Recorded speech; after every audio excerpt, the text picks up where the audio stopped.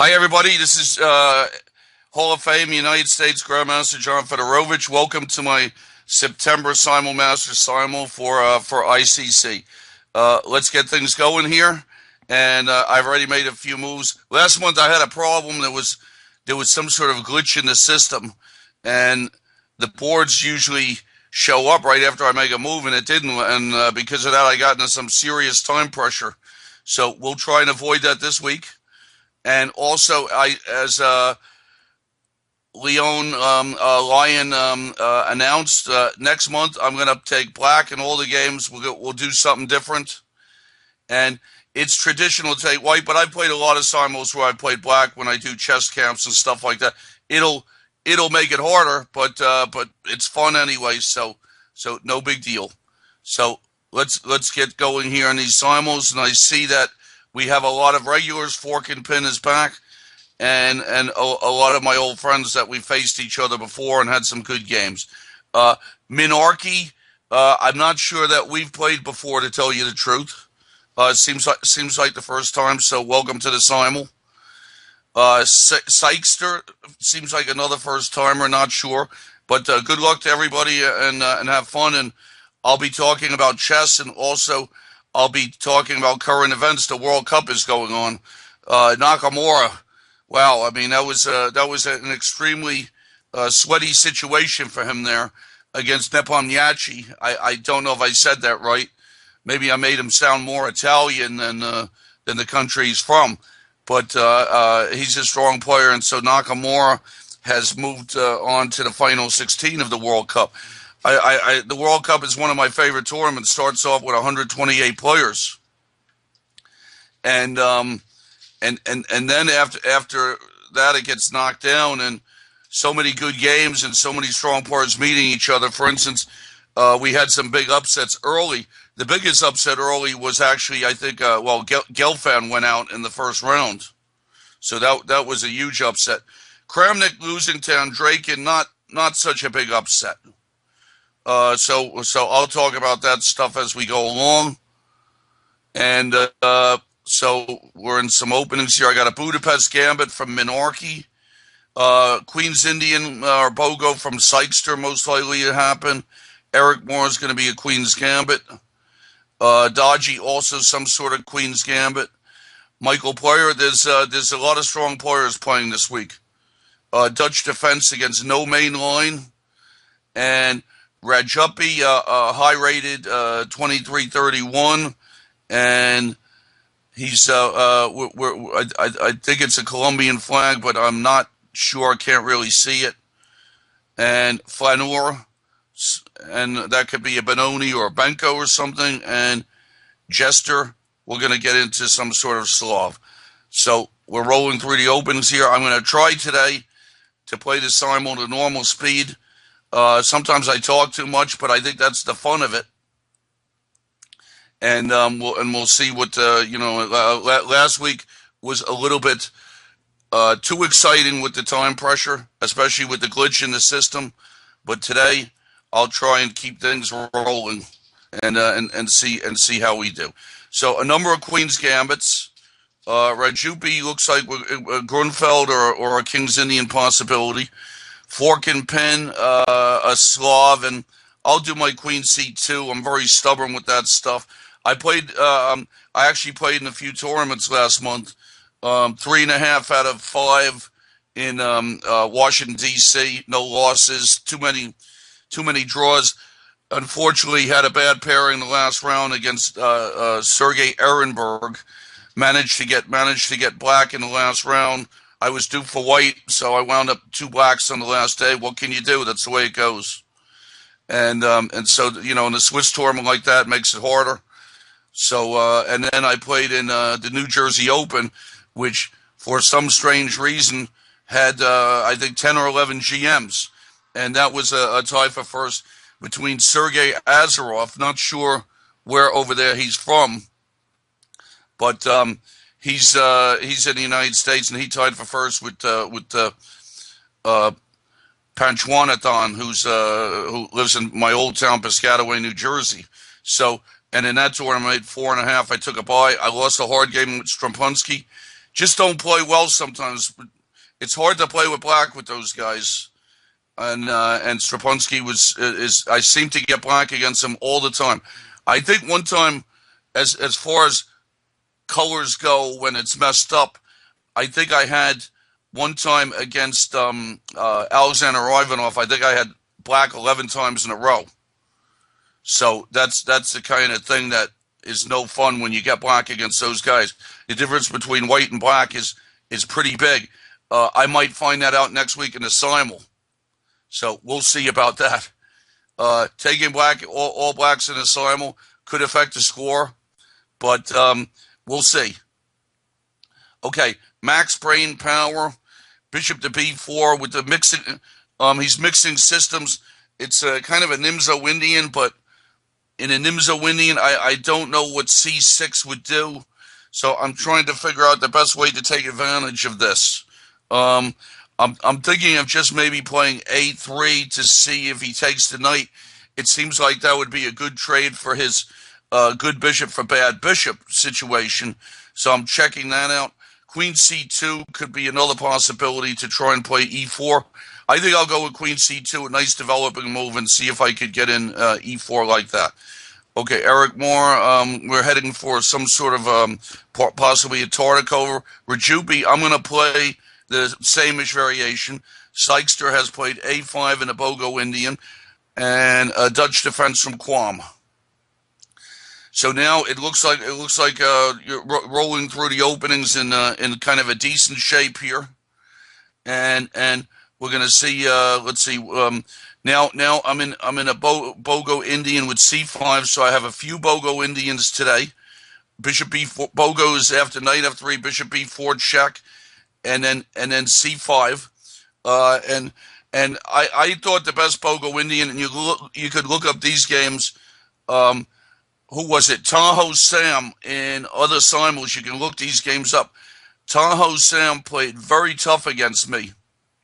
In a couple of simuls where he played this Bogo Indian with and he did it with Queen E7, which I think is actually a more reliable thing to do. But so I'm going to take on B4. I remember something about that. Lause is back. We've played before. D4 G6, so he gives me the option if I want to go into an E4 opening, and I think I'll try a classical perk maybe in that game. Human Tornado, we're going to be in like a Moran variation, and Ernie 1 has played G6 against my Queen C2. That's a pretty good variation, and I'm just going to play E3 and play safe there. I've gotten into trouble in that variation before. Miniarchy, we're in a main line of a Budapest Gambit. Michael Player, we're in a normal Queen exchange variation Queen's Gambit where I'll put my knight on E2, and I always thought that was a good way to play because it keeps options open. Dodgy normal Queen's Gambit stuff. Fork and Pin has played G6. I thought I just did that. Maybe that was another game. I'm going to play E3 in that one also. James 1551. Another Slav. He did it without the knight on f6 though. So we got and now Talikin. I d4 h6 he's played. So we've had some strange openings before, and here comes another one. Eric Moore has gone b6 very early in the Tartikover. Usually it's after castles. I'm not really sure if that's going to make a difference or not. I suppose it could, and I'll have to see what the situation with that is there. If there was a way to take advantage, and to tell you the truth, I don't think there is. It would be some sort of way of jumping the c6 square. I know in some variations where black goes knight bd7 too soon, white does rook c1 very fast, but I don't feel like there's any way to take advantage of there. So I think I'm just going to go e3 and we'll be in a normal variation. Knight takes e5 from Minarchy in the Budapest, and max brain power has gone d5. So he's kind of doing a Slav. We look like we're in a Slav Nimzo-Indian here. Kind of weird, but and I don't know. I want to be careful. If I transpose into a Cambridge Springs, I don't think it would be that big a deal because I don't think the Cambridge Springs is that wonderful an opening. So I think I'm going to play sharp against max brain power and play bishop to g5. Queen c7 from Jester is an odd move because I think that gives me the center. It allows me to go pawn takes pawn, and he has to take back with the knight, and that will give me the center. Rajupi, we're in the beginnings of a same-ish King's Indian. Mod 16 recaptured on b4, and now I think there's a number of ways to play this. I think most people just go with g3 here and normal development, and there's a lot of moves here to play, but I think I'll go with g3 in that game there, and normal development there. Okay, Queen e8 from no main line in the Dutch. That's one of the variations where in a Leningrad Dutch, and he has just gone Queen e8, c6, and knight c6 or other moves. I started playing the main line in the Dutch after studying games of Korchnoi. One time I sat next to Korchnoi in Lugano, I think it was, and that's when I was playing all kinds of weird things against the Dutch defense. You know, h3, g4, sacrifices, knight c3, bishop g5. And Korchnoi's opponent plays the Dutch, and to tell you the truth, Korchnoi made such a face, I thought he was going to spit at the guy or something. But Korchnoi just murdered the guy. It was like in 22 moves or something like that. So I thought, well, this guy really knows what he's doing in the Dutch. So I started studying Korchnoi games, and since then, I'm very happy to play against the Dutch. I mean, I don't know. When I was a kid, I played Tigran Petrosian, and I should have won the game against him. You could look that up, but that's not important. Tigran Petrosian was pretty nice to me when I was a kid, and I always asked him questions, and he told me one thing. He went, "John, whatever you do, don't play the Dutch." So I said, okay. And because of Tigran Petrosian, I kind of had to have really not a lot of respect for the Dutch, just kind of like he did. A5 Sykster, that's the other Bogo Indian. That's with A5, not C5. That's a little different. Quam, we're getting into another Dutch. James has transposed from a Slav kind of position into a Stonewall Dutch. I always fianchetto in the Stonewall Dutch with G3. As a matter of fact, I fianchetto against every sort of Dutch. I fianchetto unless it's something like where black goes f5 in a queen's gambit really early, and then I haven't put my knight on f3. Then I have the option of putting on e2. Then that's another situation where I won't play a Dutch. Where I won't play g3. Okay, Benko Gambit from Fenor. Against the Benko Gambit, because I was a Benko Gambit player myself, I always decline it. It just, I don't know, it just kind of bothers me. So I just had a lot of trouble. It felt like I was playing against myself. I like the Benko a lot, so that's why I just decline it all the time. Okay, Human Tornado. I've studied this system a little bit with some of my students, and the position he's gotten is pretty solid for black. With in the Moran type of variation, and with Bishop D6, if you look up the Moran variation, it's a very good variation. You'll see people like Gelfand being some main guys, Dreyev. Not sure. Evgeny Baryev has. I played in the tournament with him in late July, early August in Canada, and he's Canadian now. He plays this type of variation also, and It's just a very reliable variation. It's one of the better solves and to play. Now, black is not ready to play c5 yet, but black is usually going for that idea, and that would free the position and open things up for the bishop pair. So pretty normal move for me there would be to castle, and then we have to see if he goes a6 or something like that. So I'm going to castle, and we'll see. Talakin has played d4, h6, e4, g5, c3, d5. And now I have to see what should I play here. E5 is sort of tempting, normal looking move. Knight d2 doesn't look bad.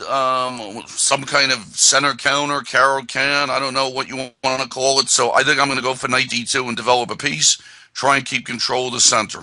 Dutch defense from no main line. Knight takes d5, c takes d5. Early going with Flaneur. Nothing big there yet.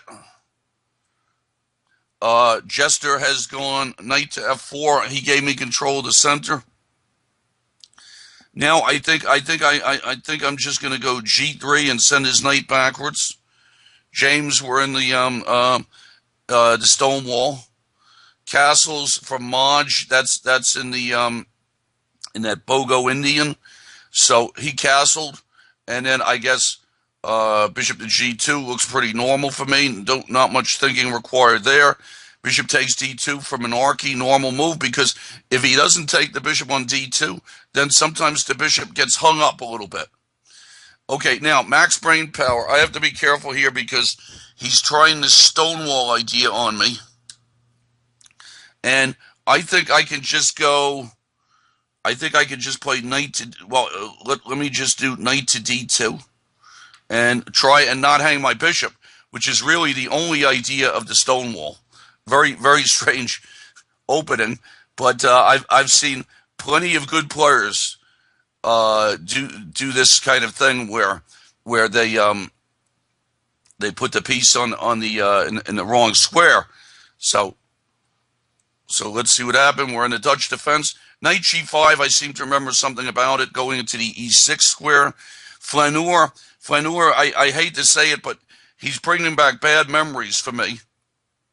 Because I kind of learned that b6 thing that I play against the Benko, and I learned it the hard way. I learned it from a game against Alexander Shabalov, and Shabalov. It was a U.S. championship. Shabalov plays e4 all the time, so I remember and I have and he's a very good attacking player. So I prepared like a nut for e4. Just like the Sicilian I was going to play, very thorough job, unbelievably thorough, ready to go, happy than a clam, and the guy plays d4, move 1, and I'm sitting there, and that was one of the few times, it's a stupid thing to do, really, to sit there, but I think I sat there for almost 15 minutes before making my first move, and so that was a little bit, bizarre, so It's that's why I play that Benko, and like I said, it brings back some bad memories, but in a way I learned a lot from it, because I have something to play against the Benko Gambit, and even before the game with Shabalov, I was having trouble sometimes with playing against the Benko. So b6. When I was playing black, b6 bothered me, and it just gets a position. It's not bad. It just gets a position, and against some openings, I think that's the best you could do. Something like the Najdorf, let's say. People play the Najdorf defense. The Najdorf, I mean, it's just hopeless to try and kill that opening. I mean, it's been around forever. Maybe the best thing, if people want to put in the time, is the English attack. But I've just been playing bishop e2 and g3, even g3 against it, and just trying to get a position. And there are some openings where it's just too hard to to get involved in the theory and whatnot. It's just really very difficult to do. And that's why And there are other openings like if when I was playing in U.S. championships a lot, probably I should have just been a solid player most of the time instead of some of the stuff that I did. I was trying maybe to be an aggressive player in some situations, and against some playing a King's Indian, there are some guys you got to be careful who you're playing a King's Indian against. For instance, whenever I played a King's Indian against Yasser Seirawan, or I played a King's Indian against Boris Gulko, their eyes would light up, and they would just want to kill me, and more and more often than not they did. So it's got to be careful in round robin tournaments. It was always okay to be solid, even in the World Cup. You really don't see too many King's Indians in that tournament. So, and it's because why make it easy for the opponent to to give him an inferior opening? Well, but instead of playing something solid, let's say, right? Okay, so rolling through these openings here, talking a lot, but that's good. It's a lot of fun. All right, Dutch defense against Quam. Knight b6 after knight g5 from no main line, and looks best. And now I guess I'll give. Let's see. It looks normal here to maybe try and attack his c7 pawn. So I'm just going to go queen c2. I guess looks like a nice move there. Hit c7, see what he's up to. Okay, now Eric Moore has castled. I've been playing the Tartakover lately, and because, well, I mean, I taught it to a lot of my students, and one of the main reasons I'm playing it a lot lately is on c4. Well, I mean, on c4, I think e5 is a very good reply, but if you're a Queen's Gambit player, c4 just e6 gets into some sort of Queen's Gambit stuff. And I've been playing a Tartakover a lot lately, and had a game with Raj Panjwani, and he played bishop to g3 against me, and and my first thing with bishop to g3 was like, I was like, what the heck what is that, and it's not a bad line, and he put me under some pressure, so I think I'm going to try bishop to g3 also and see how this one goes. Okay, Miniarchy has on pawn to b4 has played b6. That's in our Budapest. And now in this Budapest, I'm always trying to get c5 in. Did this move allow me to get c5 for free? I think so. So I'm just going to go c5 there, and he has to be careful. Okay, Max Brainpower has the Cambridge Springs trick. I got to move my bishop out of the way. I don't want to hang that. That would be a little embarrassing, especially after all the talk of saying that's the only really redeeming quality of the Budapest is not the Budapest. I'm sorry, the Cambridge Springs. And so now we'll have to see what happens here. I'm going to try in this Pogo Indian. I'm going to try to move d5 very sharp. Okay, Jester has gone knight back to g6. I'm really tempted in the game with Jester to play h4 and just chase his knight around. It's moved so many times that maybe it might be fun to chase it around some more. And so I'm going to try h4 and see how that one goes. So I think I'm solid. I think I like my positions in almost all the games here. I don't feel like anything bad is going to happen, is happening to me just yet. Usually there's one game where an opening can get completely out of control. And I have to see, there's some tricky ones, Budapest, stuff like that. But I think that I'm pretty happy as far as things go in these games. Okay, so let's see. In this one, I guess just castles looks right. That was in a Pogo Indian, and no main line after Queen h2 has gone h6, putting the question to the knight. And now I have to see Do I just drop into e6, or do I go knight back to h3 and then come into f4? This is the question. So on knight e6, I think I'm going to give it a shot there. That looks like the thing that makes the most sense. So knight e6 it is, and I'm sure he'll take it, and I'll take it back. And we'll see what happens there. Okay, let's say knight b d7, and I'm going to try e5 and to see what he does. And solid positions all over. Rajupe has gone e5 in the same, which I usually reply d5 to that. Michael Poirot's gone h6 in the exchange variation. I'll just go bishop h4. Bishop takes e6 from no main line. Fedor, that's Stebenko. So h5 from Jester. Could be a little weakening later on for him. That is the question there. Could be a little weak. It's possible that could haunt him when he tries to castle kingside. So let me see. What is the best way for me to develop now with my pieces? Wondering if I think I'm just going to go knight to d2 here to support f3, and also maybe it depends on how he develops. We'll see whether he can get e6 in or not. Okay, f5 for max brain power. That's in that thing that became a Cambridge Springs. Maybe I could have done better out of that move order there. Maybe I could have done better. Okay, bishop e2 looks like I'm still pretty happy there. And Lao Tse has retreated with knight to e8, attacking my pawn, and I'll just go bishop to f4 and try and maintain that pawn.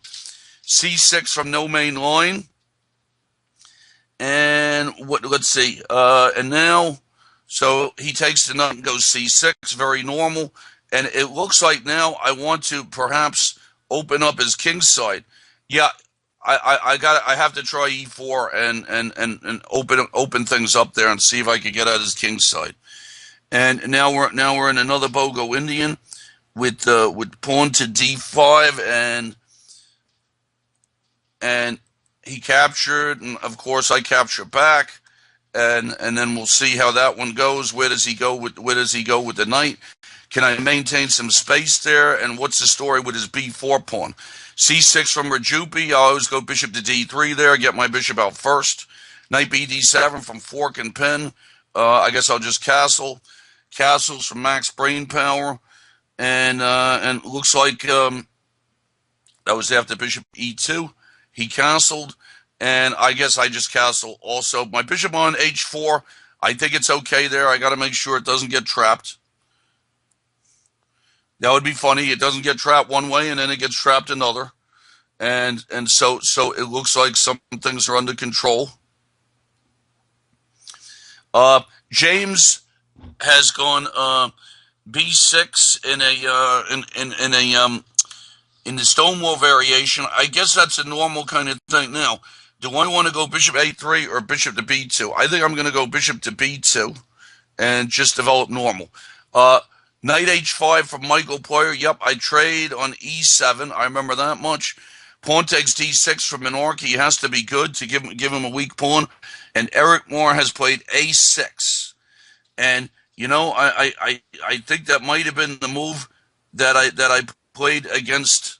I might have gone c5 against Raj Panwani in the Canadian tournament. And now c takes d5, I think, was what we looked at after the game. Knight b d7 from Fedor. I hit the queen with knight c4, and bishop a6 from James. And now let's see what to do here now. Knight b d2 looks pretty normal, I guess. Typical Dutch stuff. And now Michael Poirier. Interesting. Is this where g4 becomes a good move? Okay, I'm going to try g4 against Michael Poirier. I don't think it's a great thing. I'm not winning or anything. It's just a position there. Sykster has taken on d2, and I'll just take back with a queen. That's a real opportunity there. And bishop d6 from max brain power. And that's in that Cambridge Springs type of thing. So he's retreated his bishop voluntarily, and now I think that I will go c5 and chase his bishop around while gaining some space. That looks good. Knight e7 from, looks like I would think that's the only good place to put the knight. And now we have to see what's the way to defend this pawn now. Knight e1 or knight h4? This is the question. All right, I'm going to go for knight h4. E takes d5 from Eric Moore, and that's in our Queen's Indian Tartakova variation, and it looks like, okay, what are my choices here? I remember with Raj Panjwani in that game, rook to c1 looked like a good move, and maybe I don't know, there were some other moves there also. Rook to c1. What does it do really? Well, I think it's a pretty good move. So rook to c1, just developing move. Rook to c8 from no main line. That's an odd move. I just hit him on the king's side, right? And then he replies with rook to c8. It's an odd move. What could he possibly be up to? And what should I do about this now? I'm thinking. I don't know. I'm thinking about taking on f5, but then that might let his queen into the game. Other things I'm thinking about here are bishop to h3 to maybe make him take. And also he's let's see, my d pawn is hanging sometimes as well. So what should be the right move here for me? I'm considering. I'm just considering a simple rook to d1 or bishop to e3. Takes, if he has to take back with a pawn, well, he can take back with a rook, and then he just can protect everybody. So bishop e3 sort of feels right, but I don't know. Will my bishop ever get hit by anything? And if I put my rook on d1, well, f2. I think I'm going to go rook to d1 and protect the pawn like that against no main line. Okay, so everything's pretty normal. Fork and pin. I think I'm happy still continuing with some pretty solid positions in the games. A5 from Human Tornado. And that's in that Slav thing. A little surprised about that one. Let's see. I did a3, and he follows with a5. He's not threatening pawn to b4 yet, though. So the big question there is, after a3, a5. Now, what do I do here? There's like all kinds of moves. e4 looks most to the point. Just to see what he does there. Okay, let's do e4 and threaten the fork. I'm sure he's going to stop the fork. Mini-Arky's moving very fast, so I have to reply fast too. There's some of the games, okay, I said I wasn't going to get into time pressure, but I'm starting to anyway from all the talking. But that's okay. Bishop d6 from James. I'm going to go knight to e5 and regroup those knights. c5 from Eric Moore. And he's prevented a6. So rook to c, he's prevented knight b5 ideas, which was the main point. And now lots of good moves here. Bishop to b1. Let me think here. What should I do? Trying to remember ideas from my game with Raj. What bothered me there? Bishop to b1 was a move, getting the bishop out of the way. Bishop f5 was a move. Knight e5 ideas also were entering into the thing. So I think actually I'm going to try bishop to b1 here. Okay, bishop to b8 from Max Brain Power, and that's in our Cambridge Springs. That looks like the right way to, well, I think he had to put it there. I mean, if he put it on c7, his queen would have gotten really into a jam there. And now I have to see what sort of moves do I like here now with after bishop to b8. Um, Bishop to c4 is interesting to go after the pawn, but the knight is there. Probably queenside business is the best. So rook ab1, I think, looks like the right thing to do, and get on with the queen. Maybe chase his queen back to c7. Rook to b8 from Flaneur, I just castle. c5 from no main line. Okay, so should I lock this deal, or do I want to open it with pawn takes pawn? If I go pawn takes pawn and he goes rook takes pawn, the drawback there is that I don't know, is it good counterplay? My light squared bishop opens up. That's one thing in my favor. So that's a good question. Pawn takes pawn or pawn to d5. If I go pawn to d5, does that mean that I have like a just a slow build up on the king's side? That's a good question. I think that I'm going to go pawn.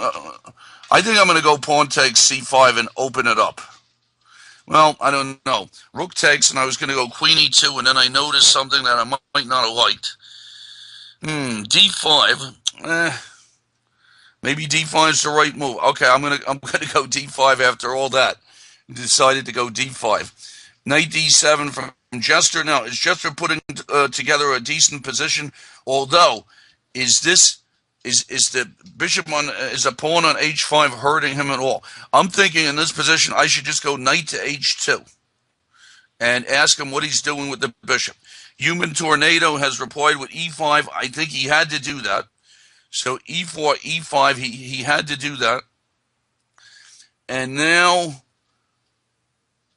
ideas of sometimes I know sometimes in these games they do this move knight e2 and try and get towards g3. Max brain power.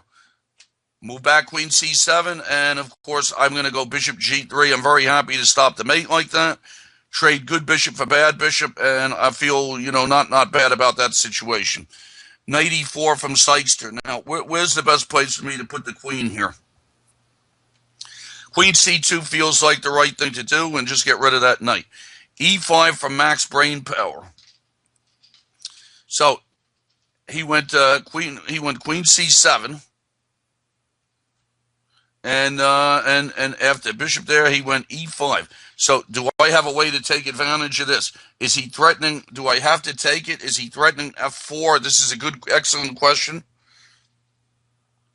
Can I go f4 myself, maybe? Then he has en passant options. Pretty interesting stuff here. Don't know about p6. I think f4 has to be considered a threat for him. So how to do this? Pawn takes pawn puts an end to everything. But then knight c5 is a possibility for him. So I think I'm looking at f4 as the main move. But then he takes on d4. I don't know. And I'm looking at f3 also, but then he can put it in f4 first. And that's I'm the queen and bishop battery is bothering me a little bit here, I have to say. So I'm looking at various ways to stop this. Considering bishop takes, I think probably I just have to go pawn takes. And is that going to be right? Tough decision here for sure. f4, e takes d4. Don't like it. f3, f4. Now, I have to remember that I still have h4 for my bishop. So maybe that is something that's going to help me. But the thing is, when my bishop goes to f4 and he goes f3, all right. Tough. Okay.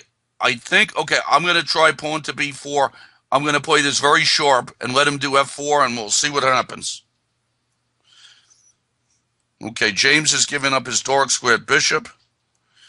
Jupe, okay, in normal position from Dodgy.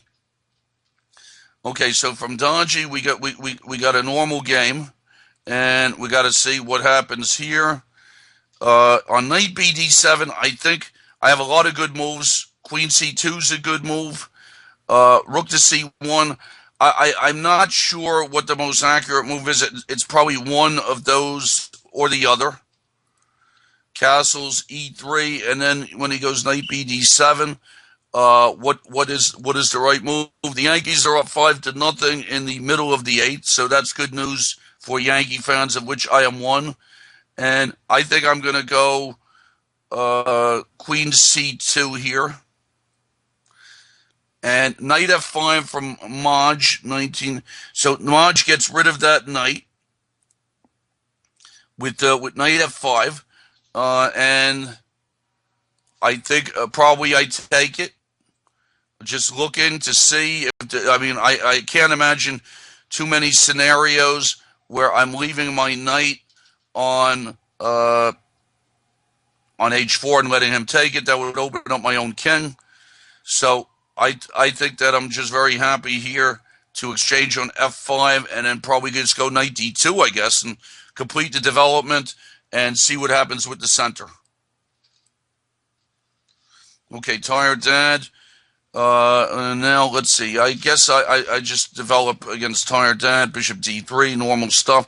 Fleur's done something where he makes me go back to C1, but then his pawn structure is poor. So I had to undevelop to my B pawn. Okay, so we're in some heavy. We're getting into some big stuff here. No main line has gone knight to A4, and now I have to see how can I bother his king side. What to do? I'm thinking about stuff like H4. I think I'm going to try and pry open his king side there and see how it goes. F5 from Sykster. And now I have to look to see when can I ever go D5, knight C3, and take back with a queen. Looks like the right thing to do there. Knight E8 from Rajupe. And now I have to see when he plays F5, do I want a castle? I think I'm going to castle. I mean, when he played F5, do I want to take it or do I want to let him play F4? That's the question. All right. Loud say I have to take on D6. Fork and pin has gone queen to A5, and I'm going to go A4 and try and take advantage of where his queen is placed. Now, this is a big deal here for Jester. Can I just go E5? What's happening if I just go E5? I'm going to try it. We got to see what the story is here. Okay, max brain power has gone E takes F4. What the problem with his position maybe is we're going to see. Maybe he mates me. I'm going to go bishop H4, and we're going to see what happens after that. His center is very loose, so we have to see what is the situation going on with that. And that's that's a pretty important kind of thing there. Let's see what's happening.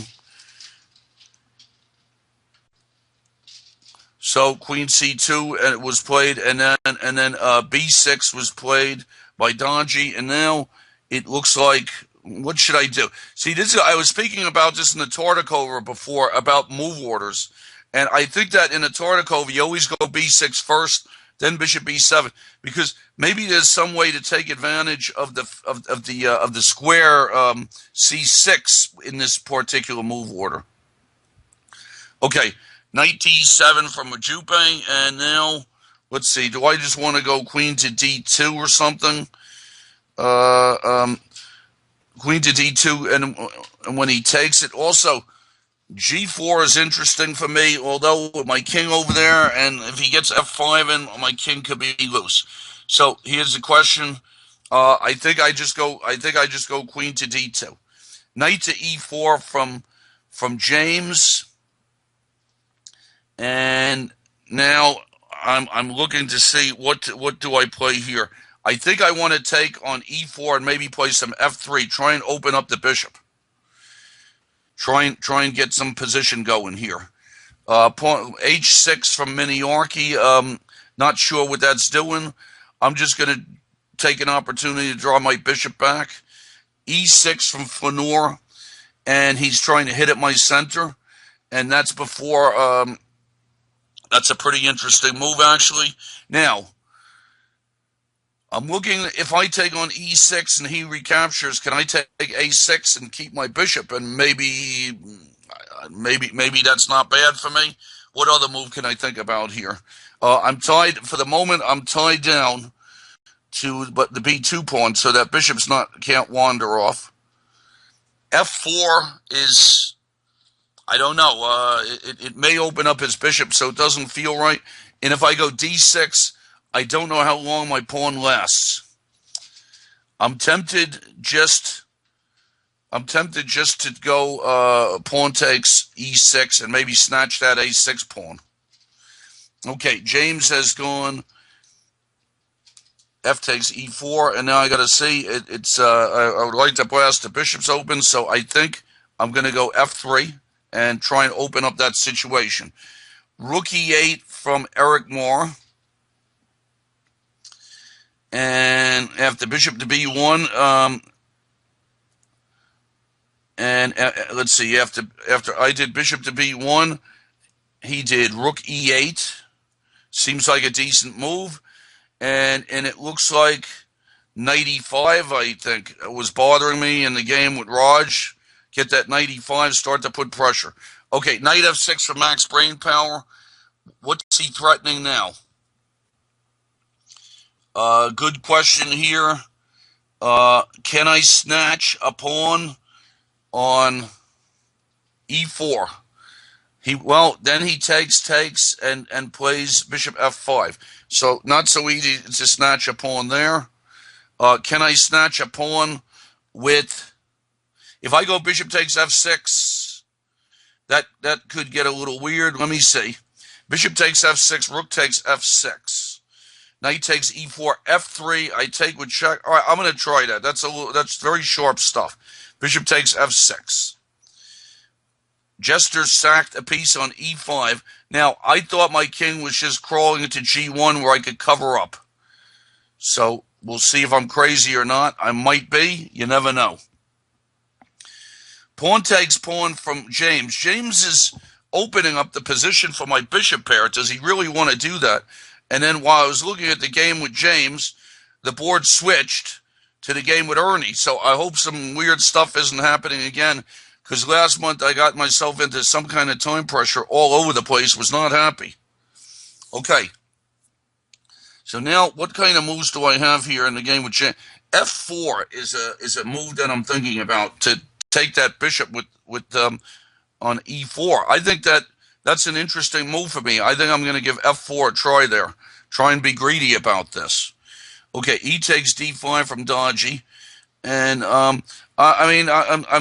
we've been going for not that long, 45 minutes. I feel like I'm starting to get into a little bit of time pressure here. So at some moment, I'm going to just get rolling. And let's see here. So looks like in this position, just bishop to d3, queen e5 from Jester, and I'm going to go king to f1. Queen takes c3, trying to make up some time. And let me see, can I really snatch this pawn against Flaneur? This is the question. Can I really snatch the pawn? All right, I'm going to try it. Dangerous, but I'm going to try it. Okay, Ernie's castled. Something just happened in the Flaneur thing. Okay, now, max brain power. We have to see what's going on here. I'm going to go knight takes e4, trying not to get mated. Quam, this is some of the games are in slow motion here. c5 from, now, Talikin is mixing it up. He's gone c5. And do I just want to go e5? And the boards are doing something weird again. So Donji's gone bishop to b7. And after bishop to b7, normal move for me, Tartakover type of position. And is knight e5 becoming a move? Or do I just castle? I guess castles looks the most normal, so I'm just going to castle out of there. Okay, back to Talikin. E5 looks like a good move to me. Let's bury that knight on g8. and then he has to make some weaknesses when he's coming out of it. All right, now Sykester, I'd like to open up this position, but all right, I'm going to try C5 and try and open up that position a little bit there. Okay, interesting games all over the place. Queen C7 from James, and I don't know, James. I'm thinking of just bishop takes E4 and trying to pile on there. Bishop D7 from Michael Player, and now, okay, let's see what to do here. It would be I would be happy here if I could keep Michael Player's king in the center. I guess he's getting ready for castle and queen side. I'm thinking about queen to A4. I'm going to give it a shot. Why not? See if I can keep him in the middle. And now Jester has gone rook to C8. And what's happening now? I'm just going to take his bishop. Well, okay, I can take his bishop anytime. I don't know. Am I helping his knight come in? Is a good question. Maybe I should just go knight to C4. I don't then stop bishop E2. Yep, that looks okay. And now human tornado. We have to see what. Let's get to the bottom of that one. I played knight to E2, and then he did rook to E8. Looks like a normal move to me. And what's going on in this position here? And I guess I will go rook to E1, overprotect. Looks good. Rook to G6 from Max Brainpower. And now, how do I want to do this? Do I just want to play bishop C4 check, or F3 do I need to do? So let's say I go bishop C4 check. I think I'm just going to go F3 and put an end to stuff. I mean, he's got his pieces piled in the corner. I think I'm stopping things there. So that looks pretty decent for me here. Okay, Dodgy is going rook to C8. Now, Dodgy's got to be careful about this rook C8 move, because when he goes rook C8, and I told my students this a lot, bishop F5 and knight E5 ideas become really pretty annoying. So I think I'm just going to try this knight E5 idea and see how that one goes.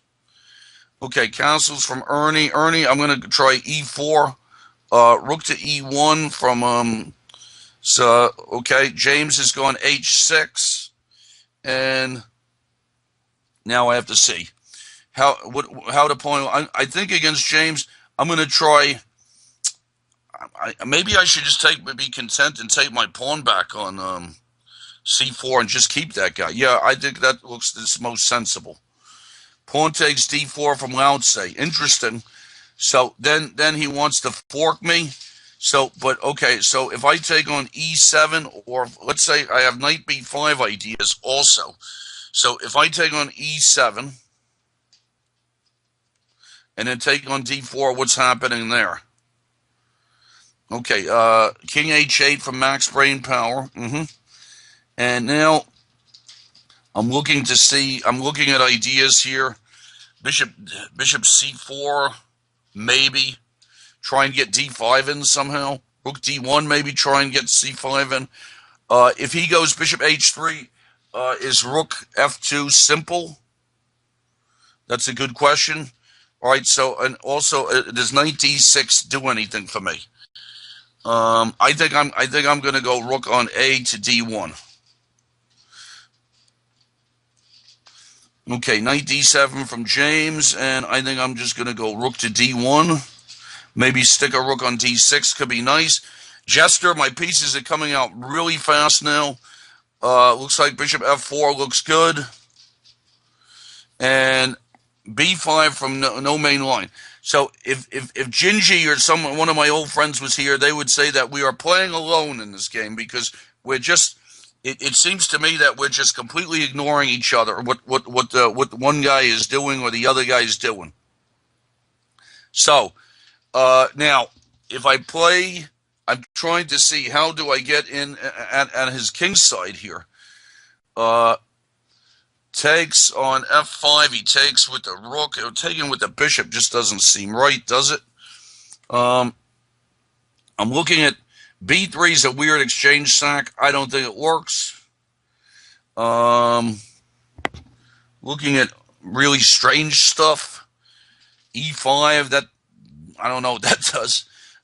So I'm thinking about pawn takes pawn. Bishop h3 could deserve a look. But then when he goes pawn takes, queen takes, knight takes b2. Maybe that's the kind of thing he wants to do there, just to pry me apart. Okay, should I just go rook to b1 and defend somebody here? I think I'm just going to go rook to b1 and defend my b pawn, and see if I can move my, see if I can move my bishop out of there, and see how that one works. Okay, so we're back to the Slav, and after rook e1, bishop a6 was played, and let's see what the deal is with bishop a6. Knight g3 feels like the right thing to do for me, to head over towards the f5 square.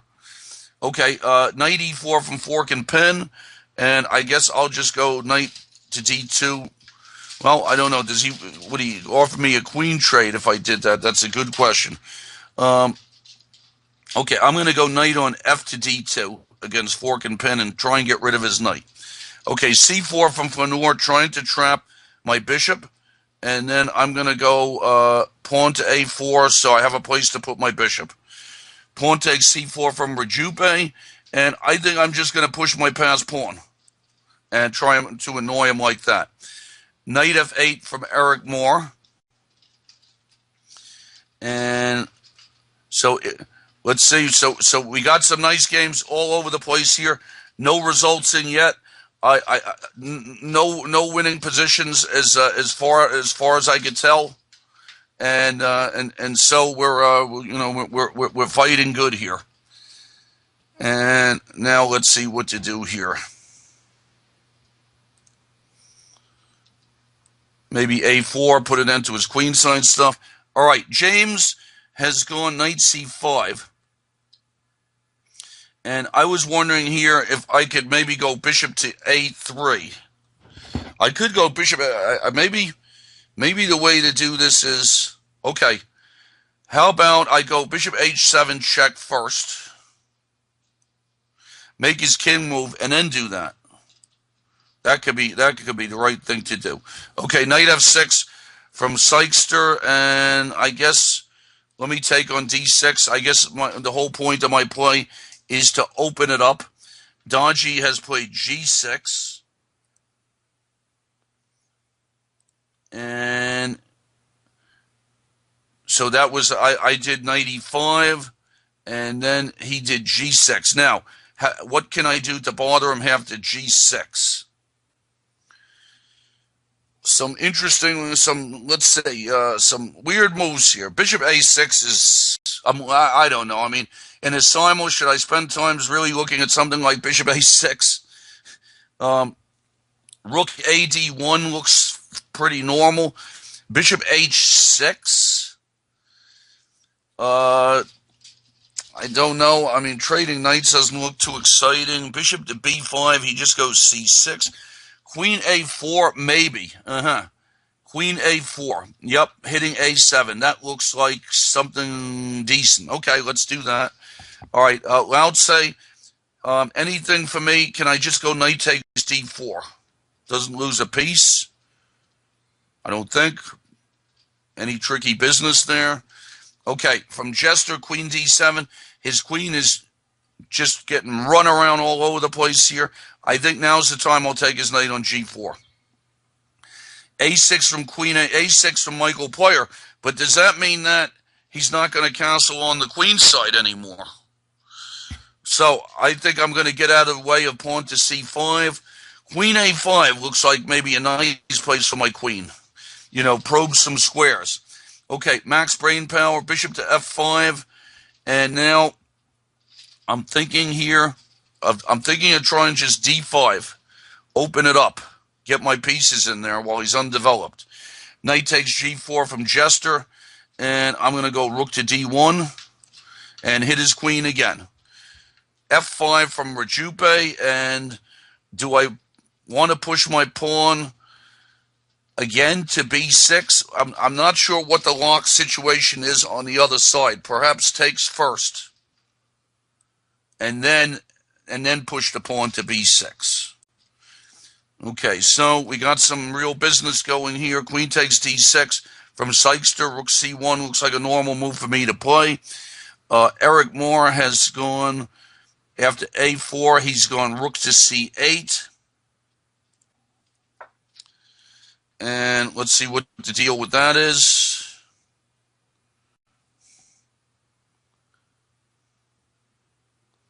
Good games, a lot of good games. No results yet.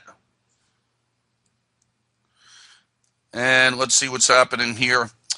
I don't know. Does bishop to f5 do anything for me here, or does he just move? I'm looking at other things. Queen f3 is always interesting. Try and go for a build-up with rook to d1. Bishop to f5. Where's his rook go? Rook c7. I think I'm going to try bishop f5 just to see if it bothers him any. And now I'm going to push my pass pawn against Rajupe. Rajupe has to be careful. That's a serious pass pawn I have. Bishop pair in the mini-archy game should give me nice stuff. c4 from no main line, and now I have to see what how do I do something to him here. I'm looking at bishop to d2, and if he goes c3, what's going on there? And and I still haven't figured out what to do with his king side. So pawn takes pawn. What does he take it back with? I think I'm going to go now. Do I have to be careful about c3 ever in the no main line? I think I'm going to go bishop to e3 and develop somebody for a change. a6, max brain power. What's happening here? What kind of move is that? I play a move trying to open it up, and then he plays a move that's I'm not really sure what it does. So I'm thinking here I should just take on c6 and start to open it up. Queen d8 from Michael Player, decent queen trade, and I'm going to keep queens on. I'm going to go queen to b4 because I feel like his king is in a little bit of trouble there. Okay, now Jester could be in trouble here. I think I'm just going to go rook to e1, and that might be my first win. And queen b4 from Lautse. I was wondering about something like that. Okay, he's going to get my pawn on b2, but then I'm going to have knights all over his face. So I'm going to go bishop to e3 and protect my stuff. Sykster's gone c6, and I'm going to go knight e5. And Max Brain Power has taken back with the rook. And now I'm going to play, I think I like the looks of rook to d5. Starting to double with the tempo. And so after knight d2, rook e8 in this game, I went rook e1 trying to go e4, and he went knight to e4. And now we got to see what is my best play here. I'm thinking of something like taking a lot and then maybe taking once, go queen d4. He takes g2. I'm bothering his a5 pawn. That seems pretty decent. I think I'm going to go for that. That looks like maybe at least some sort of advantage for me. Okay, so now Dodgy has gone. He took. Now he's going to get knight c5, and I really didn't count on that one. Interesting. So let's see. So I got to be a little careful here. I think I have to take on e7. I might have made a mistake in this one. So knight takes e4, getting tricky from Flaneur. And okay, I'll go knight takes e4. Now after knight d6 check, is Jester done? Looks like he's losing lots of stuff. g5 from James, opening it up. And I guess I'm going to go. I'm going to take his knight on c5 first.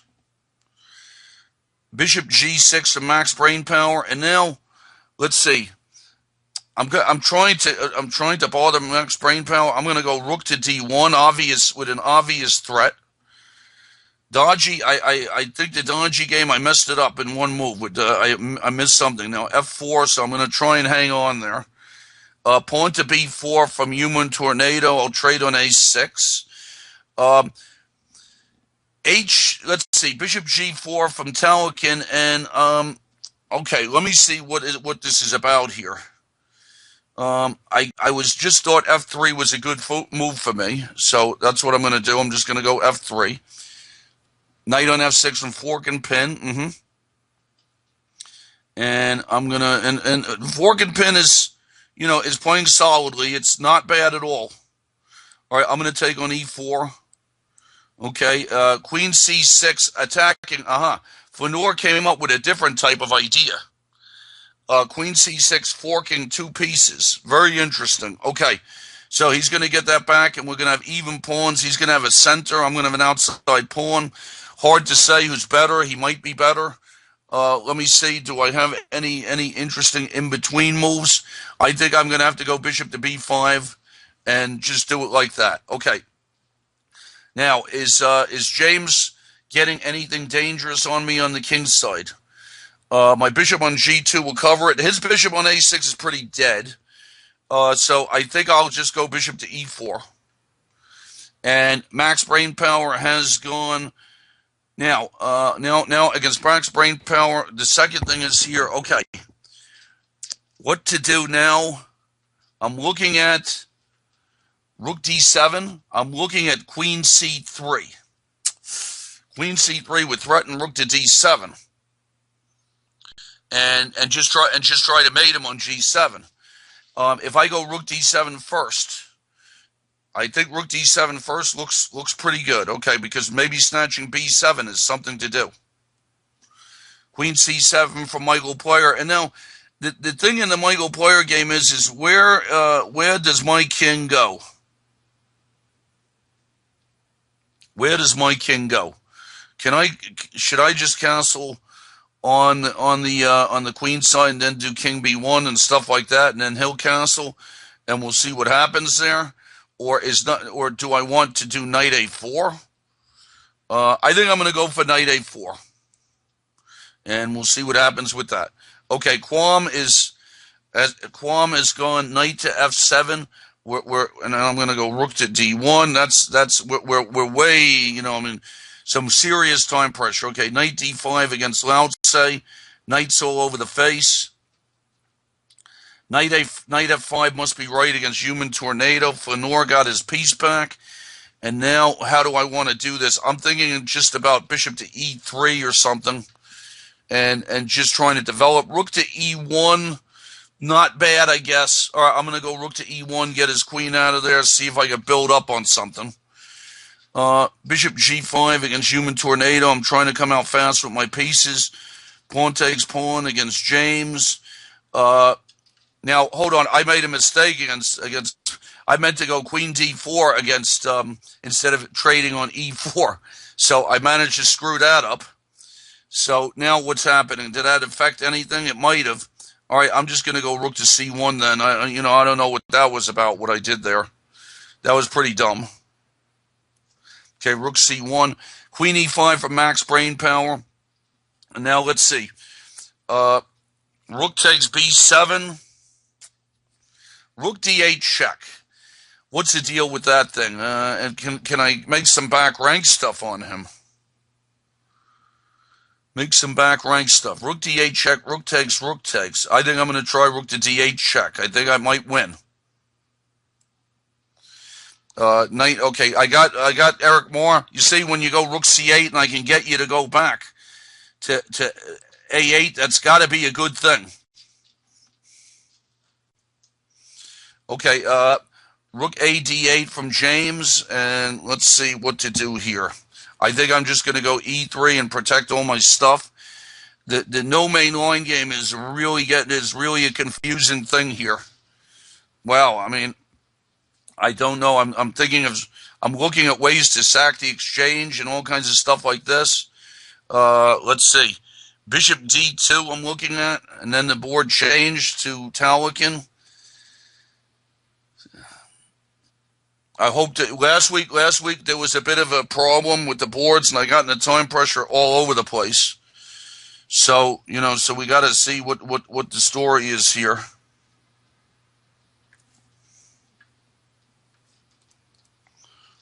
I'm gonna go hunting some games here and see. Yep, it's dodgy. Dodgy played F6. That looks like a good move. And now let me see what can I do here. Snatching the pawn is a really ridiculous thing. My queen will get trapped there so fast it's not even funny. That looks like Dodgy has played a good move there. All right, it's turning into a sacrifice. I didn't mean it to. So this was the first game where it got shaky.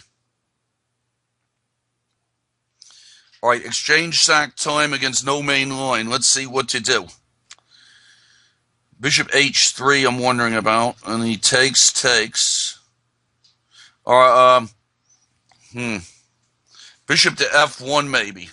All right, I'm going to try Bishop to F1 and see what the story is there. Let me see if I can win a few games here to get this deal going here. All right, A5 from Miniarchy, and I guess I'll take it. And now, all right, max brain power. Here's the deal. What to do here? I was thinking about is he overloaded if I go queen to C3? Let's say I go queen to C3, and he goes queen takes, and I go rook takes. So I'm going to go queen to C3. Pawn takes from fork and pin. All right, I'll just retreat my queen. I think he should have taken back with the knight. And now Lao-Tse, let's see. I'm sticking knights all over his face, but he gets some rook to D1 deal or what? And time pressure. Simul's been going for an hour and 10 minutes or so. And no results yet, but I'm going to have to start moving on some of the boards pretty fast here. Pawn to C4 to cement my knight in there. Does that do anything? I think I'm going to cement my knight with pawn to C4. And Rajupe has gone bishop to F5. So I have a passed pawn, and he's stomping me with his bishop out there. But all right, I'm going to go knight E4 and block.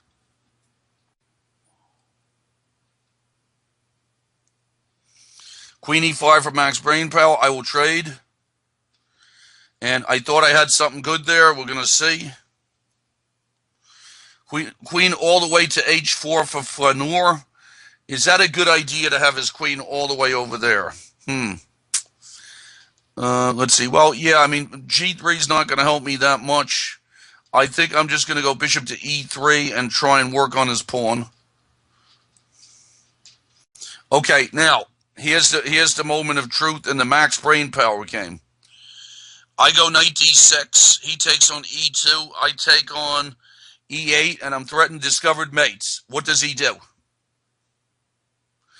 If he goes king over, I have discovered mate, but interesting. All right, I'm gonna do it. Knight D6. C4 from Eric Moore. Is that what's going on there? Is that a snatchable pawn? Knight takes C4. Let me have a look. I'm going to snatch on C4. F3 from Rajupe, and now, let's see, I guess I'll just go knight to G3. Maybe I can use the F5 square. Rook to bishop to C8. Now, in my game with James, I really like my position here. It's just because his bishop is so dead. I think I'm just going to trade stuff. Dodgy is a position where I'm definitely have some problems. I'm going to try F5. I don't think it works. Some kind of sealer sweeper or something like that. H6 for max brain power. Do I just want to go? Do I just want to win a piece? I can go knight takes. Maybe knight takes and try to mate him to get him out of there fast. Or I think just rook takes has to be the, why get fancy here? Just win the damn game, right? As they say in sports, just win the damn game. All right, A6, keeping knights off the face from Lao-Tse. And I'm going to go queen to C2 and just develop. My knights look nice. Yeah, that was just against mine. That was just I did something ridiculous there. Okay, well we'll see if we could fix it a little bit.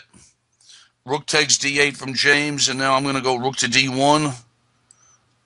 And knight takes e8, so that looks like a point. King takes g2 against Rajupe. Uh, big time pressure against tired dad. Also, some time pressure. I just went rook ac1, and now I know it's his move, so big deal. What is that about? So I hope the boards aren't getting messed up again. I'm going to look around. Dodgy's thinking. Eric Moore is thinking.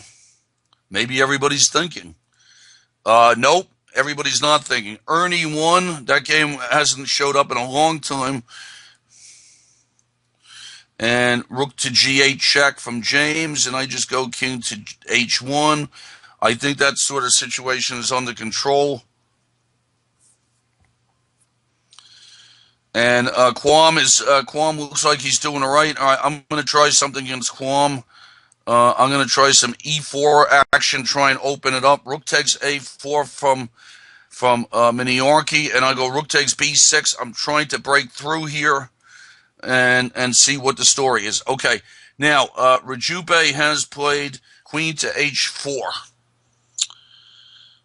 So what's happening with this now? On my pass pawn on b7, and sooner or later it's got to bother him.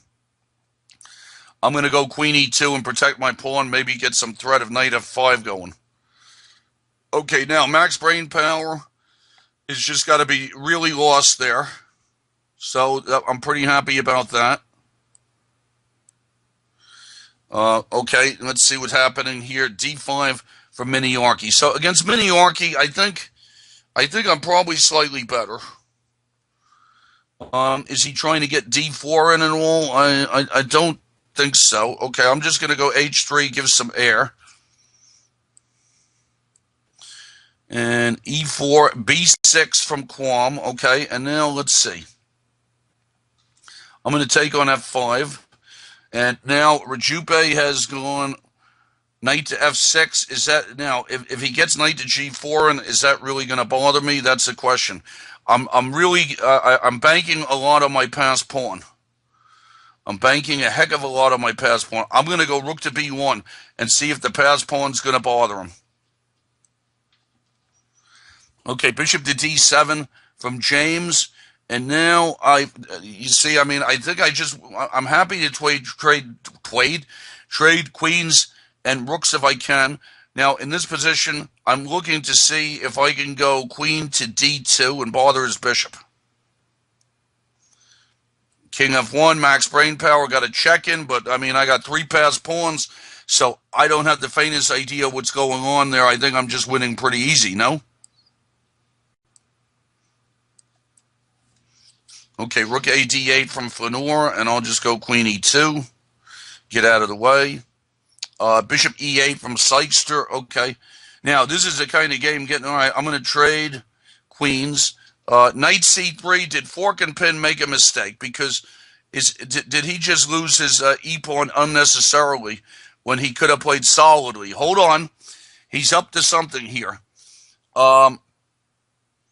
If I go knight c3, he has knight g4 followed by f5. So does that mean I just want to go h3? Let me just go h3. Tricky guy. Okay, now, in the James position, what's the easiest way to win here? Queen d6 I'm looking at, and I'm making sure queen g7 doesn't bother me too much. Nah, it might. I think I'm just going to go rook g1 and play it safe. I think that's what I have to do there. Okay, now Quam getting into time pressure over here. I think I'm just going to go knight h4, knight c5 from knight c5 from Dodgy. Looks like the right thing to do. I can slow down. I can keep him from going knight d3 for a move. I think I'm just going to go queen to c2 and try and keep my queen in the game. And what's going on here with Max Brain Power? He's still playing, And I'm just going to go bishop c4 check and push my pawns.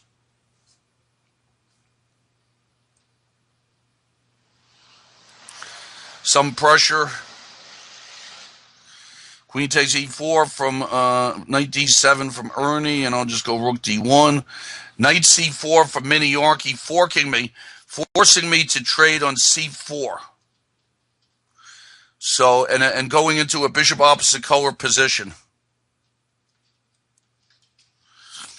Bishop e5 from Lautse, and I got to see what to do here. Probably just h3 looks okay. I mean, I don't know why he did that. It seems like a bit of a cheapo, doesn't it? All right, max brain power. I'm just going to make queens. And c5 from Human Tornado, and now we have to see what. So he got his rook involved from the side, and I think I'm just going to go d5 there, and lock him out. Okay, pawn to b4 from No Main Line, who's doing this game is just, he just ignores everything I do. So let's see what to do here. I'm still on these exchange sacks. I'm looking now. Well, if I snatched c4, what would happen? Does he hit me on b2 maybe? Okay, so now I'm looking at pawn takes. I'm looking at this pawn takes on f5. So what's he trying to do here? c3, I go b3. Can I ignore that? If his knight is on b2, does that bother me? I'm going to try bishop to e2. Really weird game.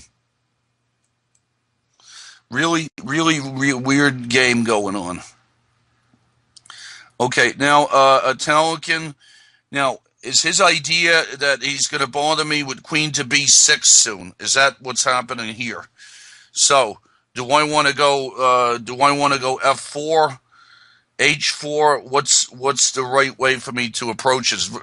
Italian always manages to confuse me. I think I'm just going to go f4 and solidify my center.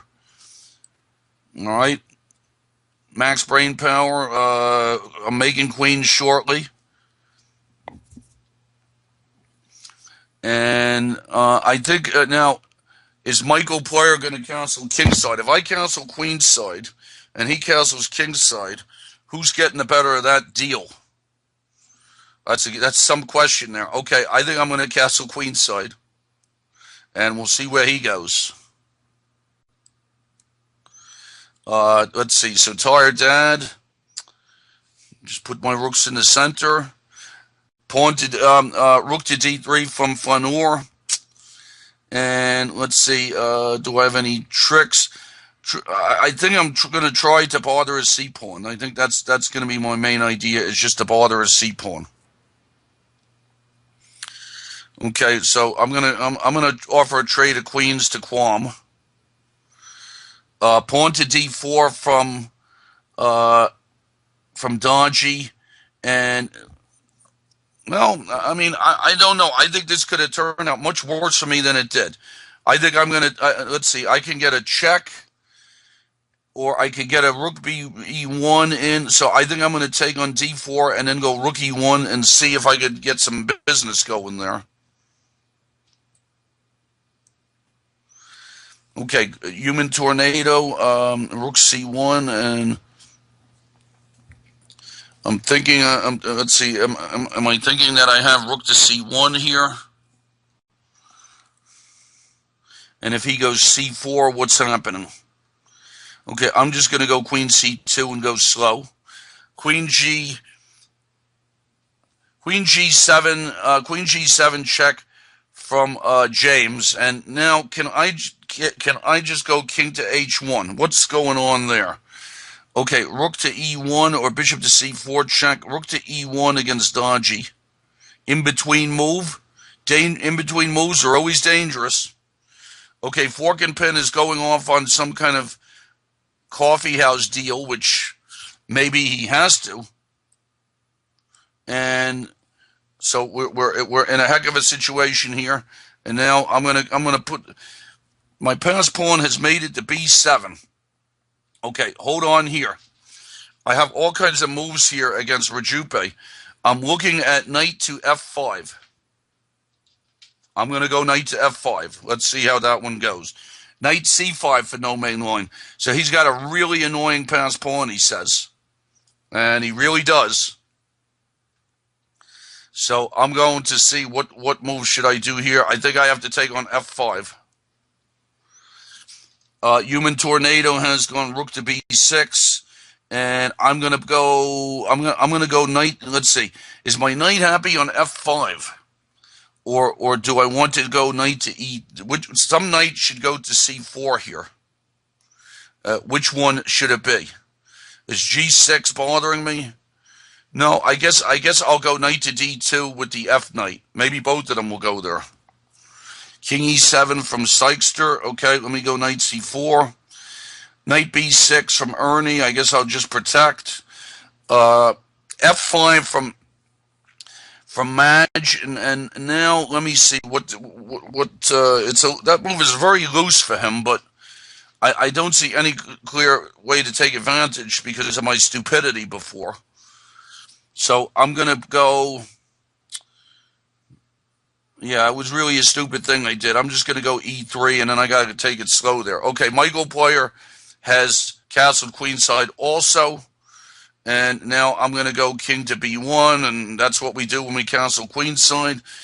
And now I'm looking at knight e4 for Dodgy. And let's see. So what's my deal there? Okay, I'm going to go knight e4 against Dodgy. His king's a little open. Maybe I'm okay there. I don't know. I'm not really sure yet.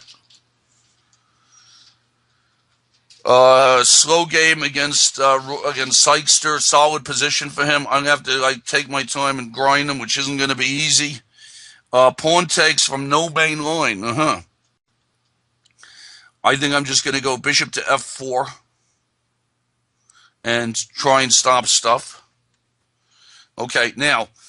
Lao Tse has gone knight b3. Does he have any bishop? I'm keeping an eye on these things here to see. Will he ever have a bishop to f5 threat if I go rook to b1? Because rook to b1 looks like a nice sort of move, just to get out of the way. I mean, if I could offer him a trade with knight b3, I think I'm going to play it safe and go rook c1. I don't want to get skewered there. Bishop d5 from Flanor. And now we got to see. Is his rook getting cemented in there? Does he have any mate threats? Suppose I just go rook on e to d1 and try and get rid of him. That's what I'm going to do. I'm going to go rook on e to d1, try and get rid of that. Okay. Fork and pin is with the coffee house, I think. I'm just going to go knight takes e4. Bishop takes e4 from Dodgy. I'm just going to go bishop takes e4. And now James has gone a solid move, queen e7. So now, against James, how do I get in here? First, I'm up a pawn, so I feel like I should win. The second thing is I'm looking at queen d6 ideas first. So let's see. I think I'm going to take it easy here and go bishop f3 and try and make my king safe. And then after that, I'll see what kind of stuff I could do. Okay, f4, e6 from Talikin, and all kinds of messes here. Now, I think can I just castle? It might be a sacrifice if I castle. I don't know if he gets some kind of thing. All right, I'm just going to castle. I feel like I should get some real big attack going on him soon. It just feels like it. Okay, Michael Player has gone b6, and is he ever threatening c5? Is a good question. Excuse me. I'm going to go queen b3. Okay, Tired Dad is going a6. I'm just going to go h3. Maybe for later I keep my bishop. And now what's going on here with Talikin? Looking for ways to open him up. Knight f3, g4 doesn't open him up, really. But then I get knight h4. That might be okay. All right, I'm going to go knight to f3. It looks like a weird French defense. Bishop d7 from Lao-Tse, and now let's see. I'm starting to get some nice ideas here with him. First, I'm looking at knight to b3, asking for a repair job with the pawns, and bishop g6. Now, it's a pawn I can take against James, and I think I should take it on c6. It's there. Okay, back to the no main line game. Wow. All right, he just did knight e4, and I'm looking at bishop to d3. Try and get rid of that knight as fast as possible. Okay, and now Michael Player has gone king b7, and I'm going to go rook to c1. Fork and pin, I just took his speed. Now, what do I take back with against Dodgy? And what's the score? What's the score going to be here? I think he's going to be up a pawn. I think I take with the queen on e4 against Dodgy. Try and keep some stuff on. Okay, now human tornado, but I'm going to put knights all over human tornado's face now, which makes me feel nice. Okay, queen g5 check from Rajupe, and now I go. I'm just going to go king to h1, and I feel like I have big threats. I feel like I have really nice threats there. Trade queens, some time pressure here and there. Okay, now Ernie has opened up the position, but he's opened it up. I don't know if it's for me or for him. All right, I'm just going to go bishop e3. Quam is probably, the position is probably about equal. Queen d2 from Rajupe. Okay, he's happy to trade the queens. But I don't know. Maybe I'm not happy to trade the queens. I'm wondering about here if I should go. I'm looking at queen takes c4. I'm looking at, well, I mean, I'm looking at a lot of stuff here. I'm looking at queen to f3, and maybe I can hassle him some there. All right, I'm going to go queen to f3 because I have mate threats also. King a7 move from Michael Player. And now, what to do here? Am I just going to double rooks? Let me just double rooks and see if I could hit him there. c5 from Dodgy. Okay, so now we got to see what's up here. I feel like I should go to queen e6 check and maybe make a pass pawn. Queen e4 came from Flaneur. Nice move. Nice move. We're going to find out. Okay, now if I go f3, queen, what does he do? f3, rook takes. Okay, I think I can go f3, and maybe I'm living, which is, well, I mean, what can you do, right? Sometimes you're just happy to be alive. Okay, bishop f5 from Lao-Tse, and now we have to count. What's bishop takes c5? Man, bishop takes c5, bishop takes c2.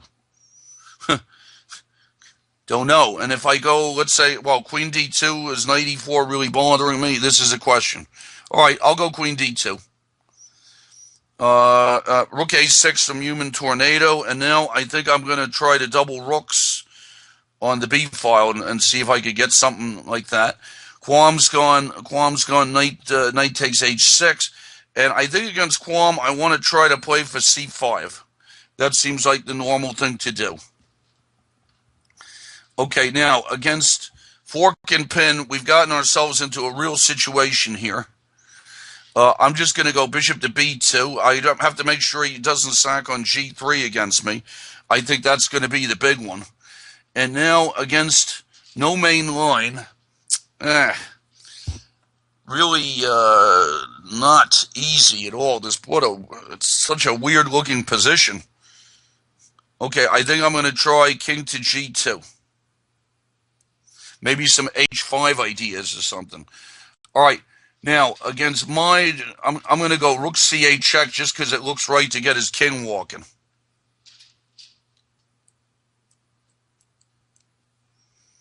Okay, Queen Lao-Tse has gone knight e4 like we thought.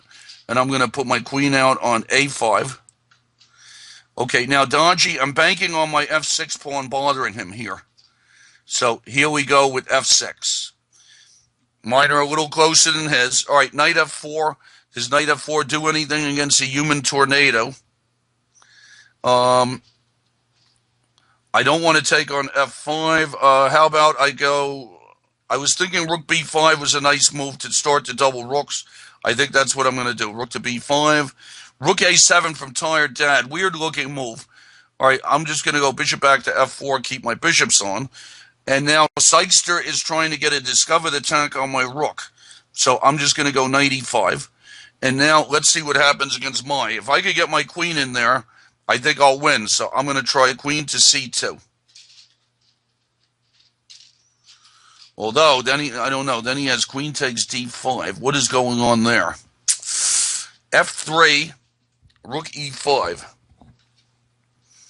So not so easy for me to get my queen in there. So do I want to just wait a move? Can I go? Let me try h4, give myself some additional air. Okay, Rajupe has gone king h8, and now I got to see what's it. If I can make him trade queens here, that's for sure. Knight takes. Man, my passed pawn is still alive, isn't it? Okay, I'm looking at knight takes h6. All right, let me go knight takes h6.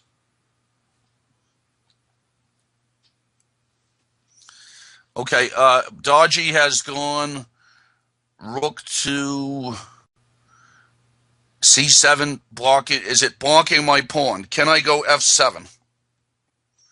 Can I go f7, or does he just simply go king to g7? This is the big question here. King to g7. What do I do? Rook e5. Okay, rook e5. Now we're talking. That looks like maybe a move. Okay, so I'm going to go rook e5 and ask him where he's putting his queen. Rook to b8 from Human Tornado. I'm going to just go rook to b1. And now, Rajupe, I'm going to push my passed pawn. I was banking on that pawn, and we're going to see if that baby does something. Okay, finally g6 from Michael Player. And now, well, I'm looking at... I'm wondering about bishop to b5 here, or knight... Or knight to let me try knight to c3. Okay, so I get rook takes d5 against Flanor. We're going to see what's going on. I think I'm okay there. Okay, here we go with the sacrifices from fork and pin. I'm just going to put my king on h1 so that I'm not getting checked when he does that.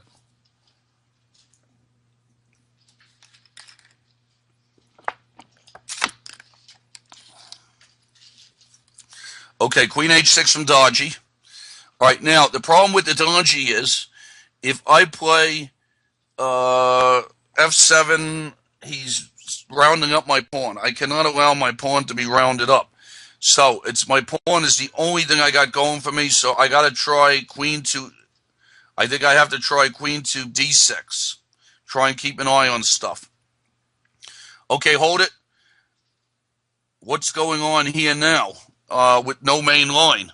He just went bishop d4. This is a very brave move to make. Now I have to see what I'm up to. If I go bishop takes e4 and rook takes d4, he goes rook takes f4. So that's a very tricky business. Now, if I go rook e1, if I go rook to e1 and he goes knight takes f2, yes. So, heck of a move he came up with. Bishop takes bishop, and the thing is, my queen does not move so easily either. Okay, how about this one? h5 to deflect the queen. Let's try it. h5 to deflect the queen. Okay, b7, and now from Rajupe, here's the moment of truth. I'm looking at bishop to e3 stuff. Okay, so bishop to e3. And where does he go? Okay, Michael Player has gone queen d6, getting out of the way of my threat. And I think I'm just going to take my time here and go pawn to a3. You never know. A minority attack might still happen, even in such a situation. Okay, now I see what the no main line is trying to do. He knows his passed pawn is sitting there, and it's really annoying. So and Max Brainpower has challenged me to a game. What does that mean? I don't know. Maybe he disconnected. No, we cannot do another game. So I don't really understand what that was about there. So if the other game is over, there's no two in a simul. This thing has to end sooner or later. So I wish that he didn't do that. I'm sorry, but it's just one at a time. Okay, so now I'm looking at bishop takes e4. And yeah, I sort of have him tied up. I don't know. Knight takes f2. I think I have to do this. Bishop takes e4, and if I go rook e1, okay, bishop takes e4, messy stuff. Okay, now here's a question here. If I make a queen against Rajupe, what happens?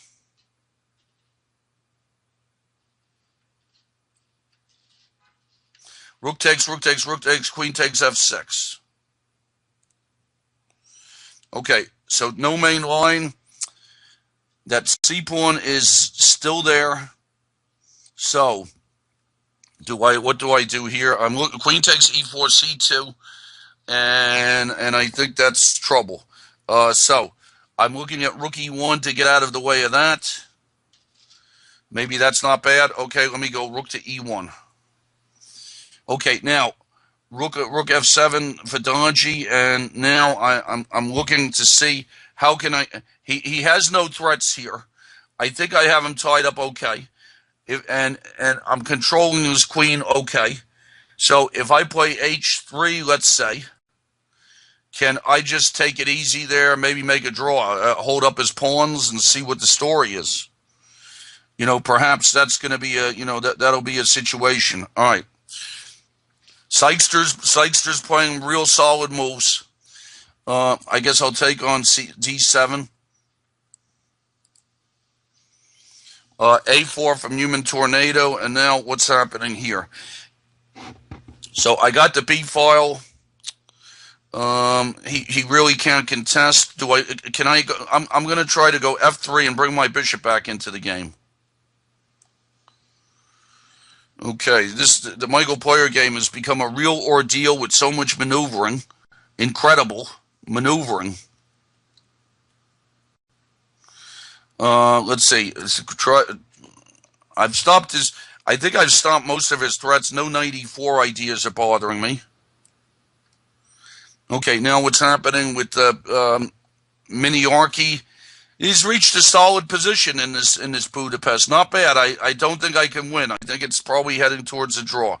E4 from Flaneur. Let's see. I just have to make sure I don't get mated in some kind of unusual way. I think I should be able to make a draw here. Okay, I guess I'll take on. I guess I'll take on E4. Probably there. I'm that in that sort of position.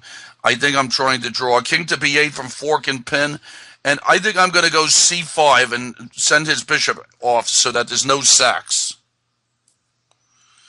And let's see what to do here against Miniarchy. I think that we're probably just going to, probably a draw is a decent result there.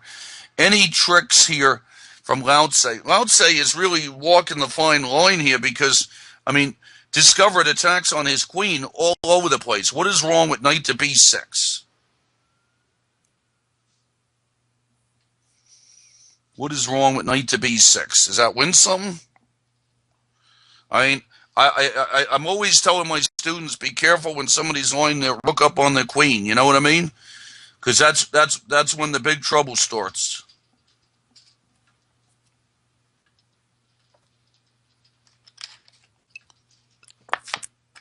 Okay, Daji has gone queen h4, and now It's a question of dodgy. Can he make progress? I'm going to go rook e6. I also have rook f4, but I don't think that, well, rook f4. No, rook f4, maybe he's got queen to g3. All right, so I have to go rook e6 and just guard my pawn and take my chances. That's all I got in this position as a pawn. He's a pawn up, and I'm going to see if I can hang on against dodgy.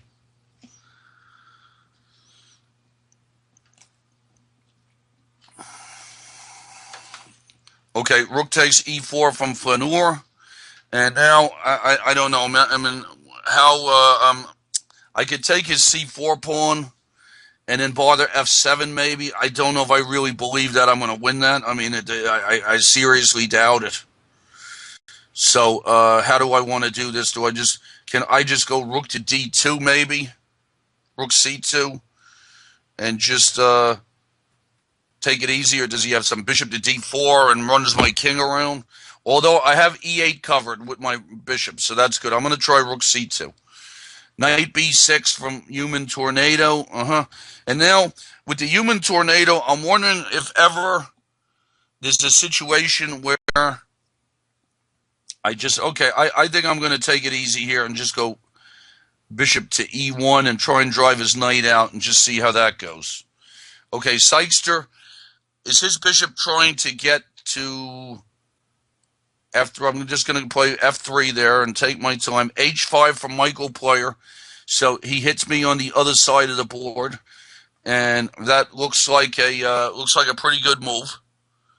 And now, how do I protect stuff here? I can't go f3, obviously. So bishop to e2. All right, I'm going to try bishop to e2 and protect my stuff. Queen g5 from Dodgy. And what's he trying to do? I mean, at some point, I suppose he's going to get his passed pawns going. Okay, I'm going to go king to h1. Knight takes knight against Human Tornado. Rook back to c1 from Miniarchy. Okay, I think, yeah, I mean, Miniarchy's just reached an extremely solid position. Bishop e5 from no main line, and I guess I'm going to go rook takes e4. Pawn takes pawn from Michael Player. Rook d5 from Sykster. Okay. So what's the deal here? If I trade rooks, what's happening there? I'm just going to bring my king up. I think I'm slightly better there. Okay, Ernie's position's not bad. Try and see what's going on there. Tired Dad is castled. I guess on Tired Dad, I'm going to take on d5 and see what to do. Okay, Queen g5 from no main line. Hitting my d5 pawn. How do I protect everybody here? Is there a way to do it? Rook takes f4 and rook. Okay, rook takes rook. He's got that passed pawn though. That passed pawn, he can, that could be a real troublemaker. Okay, let me just go g3 against Human Tornado and send that knight out of there finally. Okay, and now what to do here with no main line? I have to protect my d pawn, so I guess I'll go queen e4. And let's see, fork and pin drop back. And now, on fork and pin, it's a good question. If I traded the queens on f4, would I be able to win that? I mean, I round up his h pawn, he gets the file. I don't know. I don't know how easy that is to win, but but maybe let me just go on the queen side here. I mean, that's still there. Okay, bishop f5 from all right, my time is in not in too bad a situation in most of these games, so I don't think I'm worried about too much yet. Okay, now against Human Tornado, I guess let's try queen to b1. creep in there. Queen e6 from Lao Tse, and I'm just going to take his rook. And Michael Poyer has gone rook to h4, so he's just after my pawns now. Makes sense.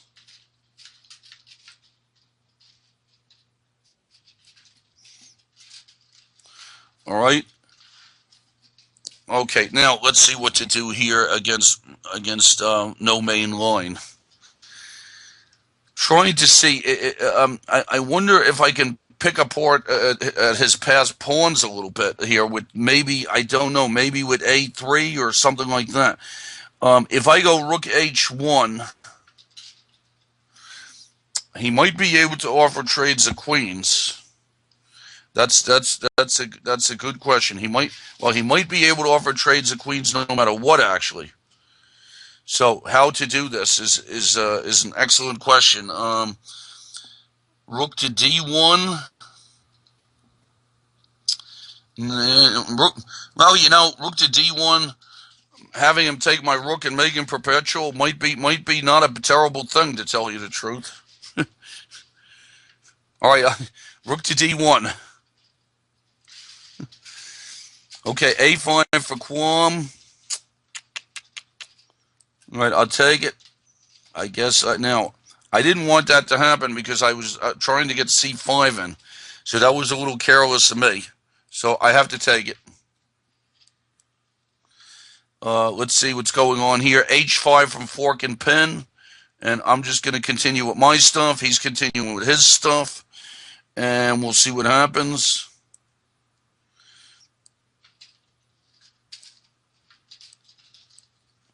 Queen G, h5 from Donji, so we're just hanging out here. I'm wondering at some point if I can ever break him up with pawn to b4. All right, I'm just going to go a3 and hang out. Maybe, I don't know. Let me try pawn to b4, actually. I'll try to break him up. Okay, now I think Lao Tse's just lost a rook in the exchange, and then is e5 hanging also? Looks like it. Okay, Ernie, I guess I'm just going to make some air for my king because there are lots of rooks. The position's wide open. Queen f5 for no main line, I see. And so if I trade... And this is a real situation here, I'm afraid. Queen to e2. Okay, I'm going to go queen to e2 and just try to hang on for dear life there. And that may not be, who knows what that is. Okay, fork and pin. Now, what is fork and pin up to here? He's trying to pry me open, or I'm going to try and pry him open. Rook e5 after h4 for my, and now I need to get my queen in there. That would cause a lot of trouble. I'm going to try. Let's see. I'm going to try what? Queen c2, queen c4. I'm going to try queen c4. Rook b1 from Flaneur. And now I'm going to go rook to d7. Try to hassle him on f7 a little bit. Okay, so what's happening here? So I lost a pawn to Michael Poyer. Very good. I mean, there was so much stuff on the queen side, didn't pay attention to the other side very well. And now I want to see what kind of business can I drum up here. Queen d3, I don't know. Then he might go b5. Who knows what that is? I'm going to try queen to d3. Rook c1 from no main line. Makes sense. I'm going to go king to g1. Knight f5. Okay, now Talikin has gone knight f5. All right, I'm going to take on f5. And the mini-Yorkie game, I mean, if somebody offers a draw, that would not be a terrible thing. I really don't see what I'm doing here. Okay, tired dad is his position's gotten a little cramped. Queen e3 looks like the right thing to do there. Okay, now against Talakin, can I steal a pawn? I'll take a pawn there. So much action, and I just took a pawn. So we're going to see what happens with that. All right, now human tornado. Man, this bishop a5, it looks very strong for me somehow. I don't know, but then the queen goes away. Rook b6 doesn't look bad for me either. I think I'm going to go rook to b6 and try and creep in there. Okay, so pawn takes b4 from Dodgy, and now I'm going to go queen takes b4. At least I've broken them up a little bit. Knight d7 from Quam, and let me go knight to b5. Try and tie him down a little bit. Knight back to c3. Okay, now what's happening here at fork and pin? Make sure I don't get mated. I have to go g4. And rook to d1 from Sykester. Okay, and now let's see. Not a very solid game. I'm just going to go a3, where this game is in a slow motion. Lao Tse has gone knight on f6. Isn't he just down a rook? I mean, if people want to play down rooks, that's okay. But I can't say that I understand it, to tell you the truth. Okay, so let me see what my best plan is here. Make sure there's no sacrifices on the king's side. That's the first thing. So I think I'm just going to go bishop to f1. Looks safe. Okay, now human tornado. What's my plan here? Can I get d6 going? Probably queen b5 creeping around looks nice. Creeping moves. Queen c5 from Dodgy, offering a trade of queens. Now, if I trade queens, go rook behind, does that give me drawing chances? I think it may. Bishop f7 from Miniarchy, and I'm going to go queen to b2. Still some chances of annoying him. Okay, now rook a8 from Dad. Atari Dad got his knight back, and I guess I go knight to e2. Try to get some pieces over there. All right, bishop takes d4 from Flaneur, and let's see. If I go bishop takes c4, he has to go rook f8, I think. Okay, pawn. All right, we got a pawn. Good move from Michael Player. And now I'm looking to see what should I do here. At least I provoke something. I'm going to be down a pawn, but he has some holes. So I think I'm going to go bishop takes g4 and try to take my chances with that. Okay, rook to d5 from no main line. And now I'm getting into a desperate situation here where I'm looking for perpetuals all over the place.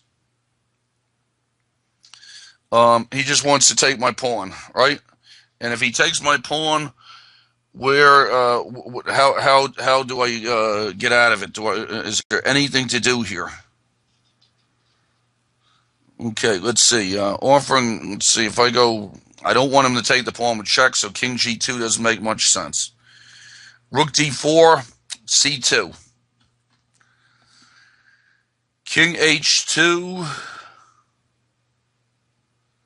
All right, I'm going to try king h2 just to get out of the way and see if I could get something going there.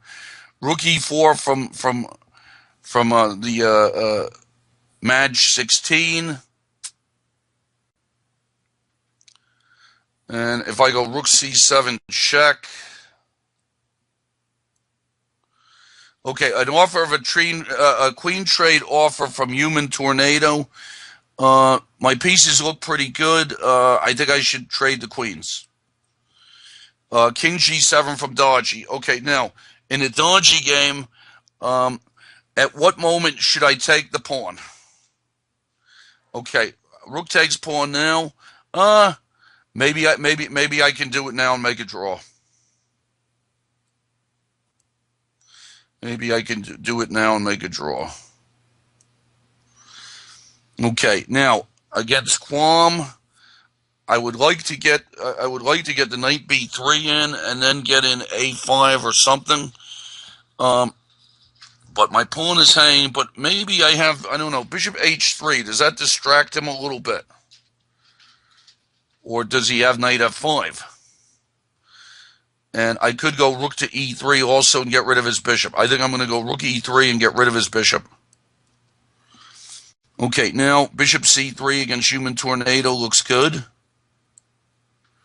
And now what to do against Michael Player? This is the big question here. All right, I'm just going to go knight c5 and get some hope there. Now, unfortunately, in my game with Lenore, I do not have rook to b7 pinning because he's got bishop d4 check. So, I think I'm going to push my pass pawn down to a6. Rook takes d5 from no main line, and I think I'm in big trouble here with this pass pawn, so I might have to resign this one soon. Knight h5 from tired, bishop c8 from tired dad, and I'll just I think I'm going to double rooks on tired dad first. Bishop c2 from Quam. And let's see what the deal is here. Knight to b. Now, if I go knight to b3, he gets a very strong knight on c5. All right, knight to b3. I'm going to give it a try. Okay, and now I think I'm almost done against no main line. I'm trying for desperation perpetuals. Queen g4 first. We'll give that a try. Maya's gone back. Now, I don't know. Against Maya, what's the deal here? I mean, if I trade queens, what's the story? King and pawn ending. He's got double pawns. All right, I'm going to try rook check, and then I may do something else. Okay, queen g5 from no main line, right? And now I'm going to go queen to f3. Trying anyway. Trying hard. And now bishop to e6 from Talakin. And I feel like, okay, pawn to b4 looks interesting. Knight to d4, hitting stuff looks pretty good. Repair job, bishop to e3 looks good. I think I'm going to go knight to d4 and I think I'm up a pawn. Okay, now queen to c5. I'm going to try rook to b7. And now I'll take with the rook against Michael Player. And now, what's the best way for me to do this against Dodgy? First rook to d4. No, let me go rook check, and then we'll see how that one goes. Knight g3 against Lao Tse, and why can't I take on f6? Bishop e5 from Flaneur, and then I'm going to, now, is he trying to take my h-pawn while I'm trying to make a queen? That probably, and then bishop g1 could happen. Okay, so I think I'm just going to go g3. Try and hang on to my stuff. All right, now against Human Tornado, okay, I'm wondering about my a-pawn, so I think I'm going to take my time here and maybe go king to f2. If I go knight takes, bishop takes, and he goes c4, that a-pawn is scaring me a little bit. So I'm going to pin him with rook to the bottom. Okay, now if I go rook takes pawn, and okay, if I go rook to d7, I should be able to draw here, but if I can go rook takes pawn, I would like to do that. So let me go rook to d7 and make the draw down the pawn is probably the easiest way to do it. Okay, king f6 from Sykester, and now let me try f4 to bother his c-pawn. Okay, queen g6 from no main line, and am I done after that move? Let's see. Queen checks. What does it do if I do a queen check? He goes king g7. Nope. You know, so I think my best chance here is just to go queen d5 and just hang on there. Rook a1 from Flaneur, and I'm going to push my pawn and see if I can get anything nice here. Okay, rook g5 from fork and pin. And now, let's see, some rook to b1. Is he threatening some f5 thing? And if he threatens an f5 thing, does he get a rook to g2 or something? This is getting hairy also. Do I want to go rook to g1 to meet f5 with something simple? Okay, rook to g1 looks like a decent defensive move. Ernie did rook d7, and I'm just going to trade the rooks. Bishop takes b3 from Quam.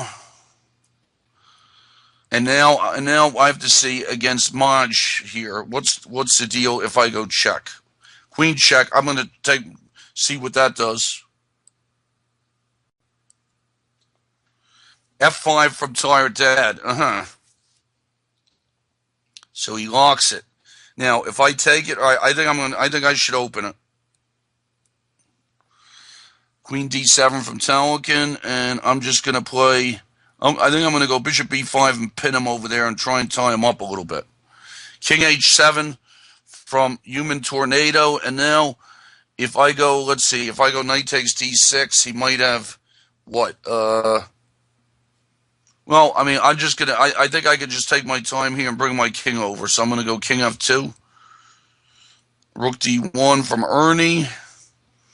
Trade queens against Maj. Big pins against Talikin. Let's see, big pins or no. Pawn to b4 looks good. Queen c4 against Miniarchy. What's Miniarchy up to? What are we both up to? Okay, let me go rook to a7. All right, now knight a6 from Quam. Weird looking move, huh? And now if I go knight a7, Quam, I wasn't sure what that was about. Talikin's getting into time pressure. Okay, Simon's been going a little more than 2 hours. So I got to see what's cooking here. I think, what's the one game I'm losing with the passed pawn? Okay, bishop g7 from Human Tornado. Protects his stuff. Does he have any activity, though? No, I'll just keep coming with my king. And now Miniarchy has stopped my idea of going queen to b7. And now I'm going to try it again with queen to a3, but I think we're both just hitting our heads against the wall. Okay, h2 from fork and pin, and I'll go rook to g2. Rook f4 from Dodgy, and then I'll go rook takes a7. Now, I think Dodgy offered me a draw, so if Dodgy wants a draw, I will take it. I'm sorry, sometimes I don't look at the screen underneath to see because I'm just involved in the game. So I think that I'm going to go rook takes pawn and offer Dodgy the draw. Okay, now let's see what's happening here with no main line. He's offered a queen trade on g5, which of course I have to refuse. I absolutely must refuse it. And now I'm going to try queen to c6. Okay, now, so Human Tornado has gone rook to b6. All right, now, what's his idea? What is his idea is a good question. Knight to b6 for me.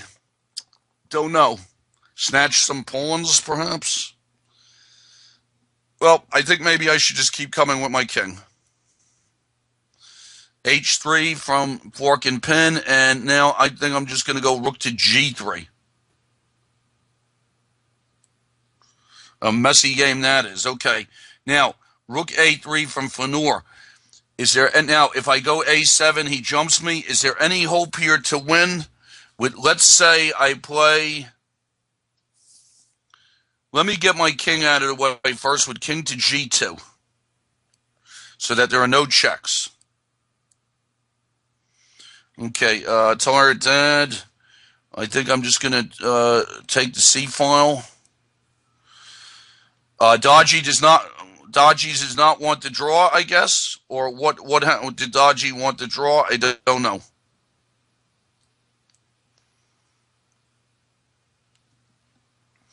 Okay, so now we have some business here with Quam. I'm just going to go A5, get rid of that pawn. King, no main line, has gone king to G7. So now his king is running around a little bit. And I'm going to try queen to E8. Pretty obvious what I'm trying to do there. And now against Ernie, I think I'm going to go queen D4 and take the file. And Dodgy has gone king F5, and I trade rooks, and doesn't Dodgy lose now? What did Dodgy just do? What happened there? Okay, queen F6 for no main line. Yep. And now and now he's threatening queen takes F2. I think I must resign. All right, a very good game from no main line, and not bad at all. Okay, now what is happening here? Let's try rook to C4. Okay, I think it's enough here with Mini Yorkie. I think he offered me a draw, and I didn't see it, so I'm going to offer a draw back. And I'm going to trade queens and offer a draw, and that was just a normal game there. Okay, now what's happening here? Pawn to B5 from Quam. Okay, I'm going to take it.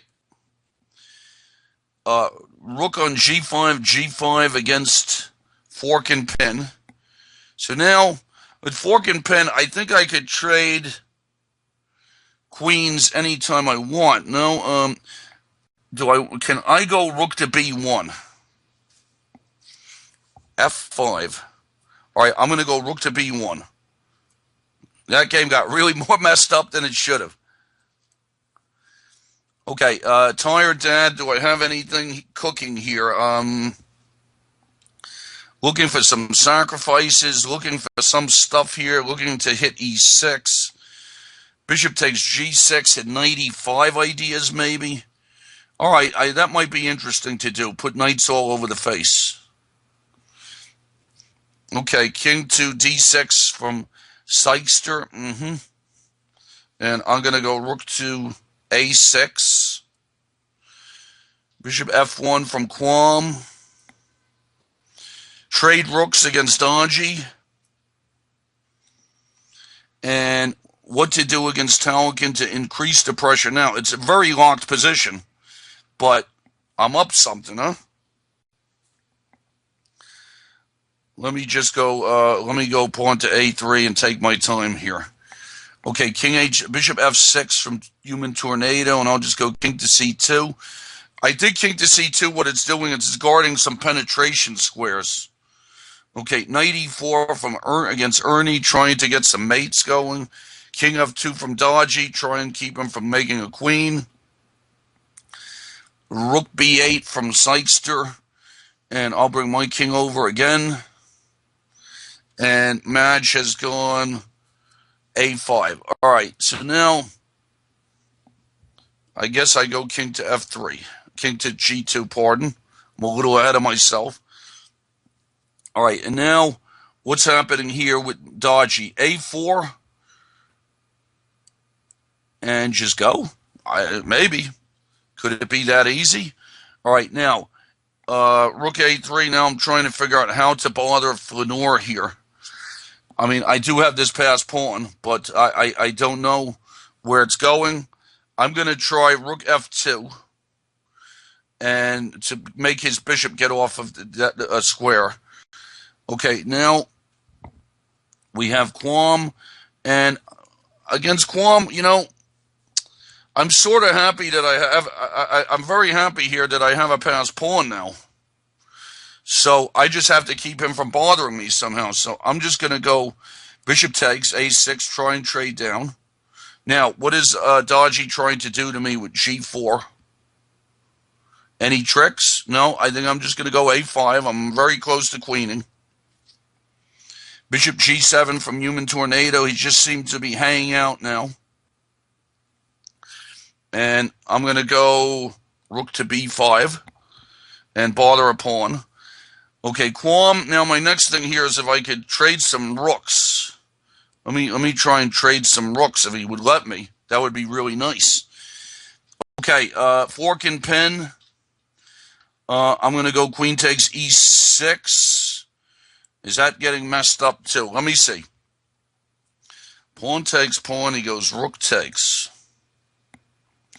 Okay, if I go queen takes. All right, I'm going to go queen takes e6. I think I'm trying to butcher him on g6. That would be nice. Okay, king to f6 from Madge.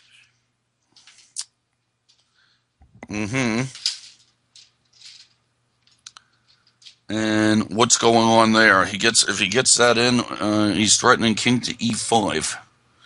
So what do I do here?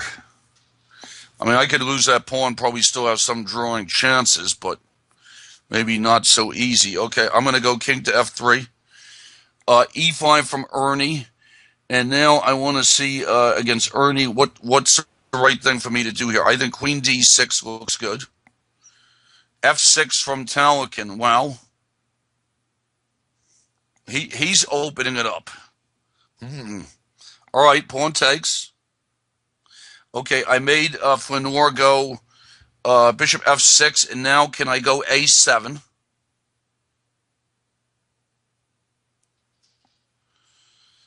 Bishop d7 from Sykester. Okay, and now what's my plan here to do something? Rook bishop d7. Come on with the king. Probably this is a draw also. Rook to b5 from this one. All right, and now I just have to look out for tricks against Talakins, like fork tricks and stuff like that.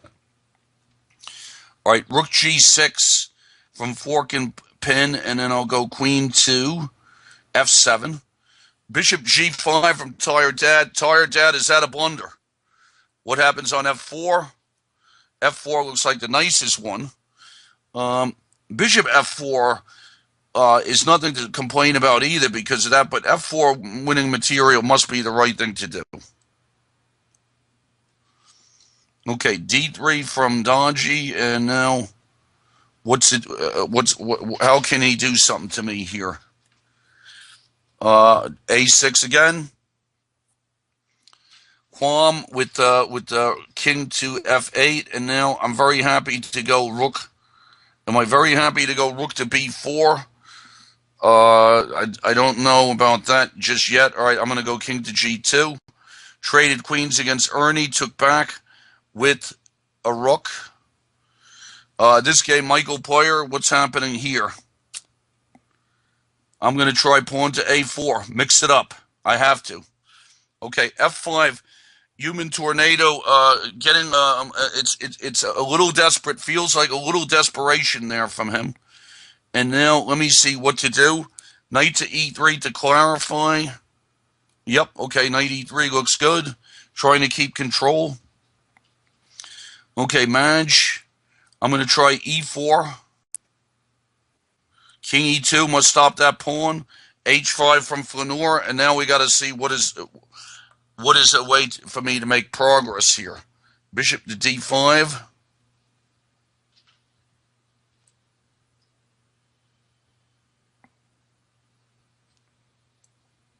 And knight to g8 from Quam, okay? Okay, so now I go rook to b. Let's go rook to b4. Let me see if I can get my passed pawns going here. Rook e7 from Talakin. Now, at some point against Talakin, there's going to be something. All right, let me go bishop f2. Did I just, I don't think I might have just blundered. I'm not sure. Okay. Rook f6, queen e1. King to h from Dodgy. Let me go pawn takes pawn. Make that pawn a little more backwards. Pawn takes. Rook f7 from Mige. And now, let's see. So with the double pawns, interesting for sure. Okay, so let me go king to e3. He takes, I take. Okay, king to e3. He doubled rooks, and now let me see what can I do here. I feel like somehow good knight versus bad bishop deal somehow. Uh, okay, bishop to. Okay, bishop takes knight.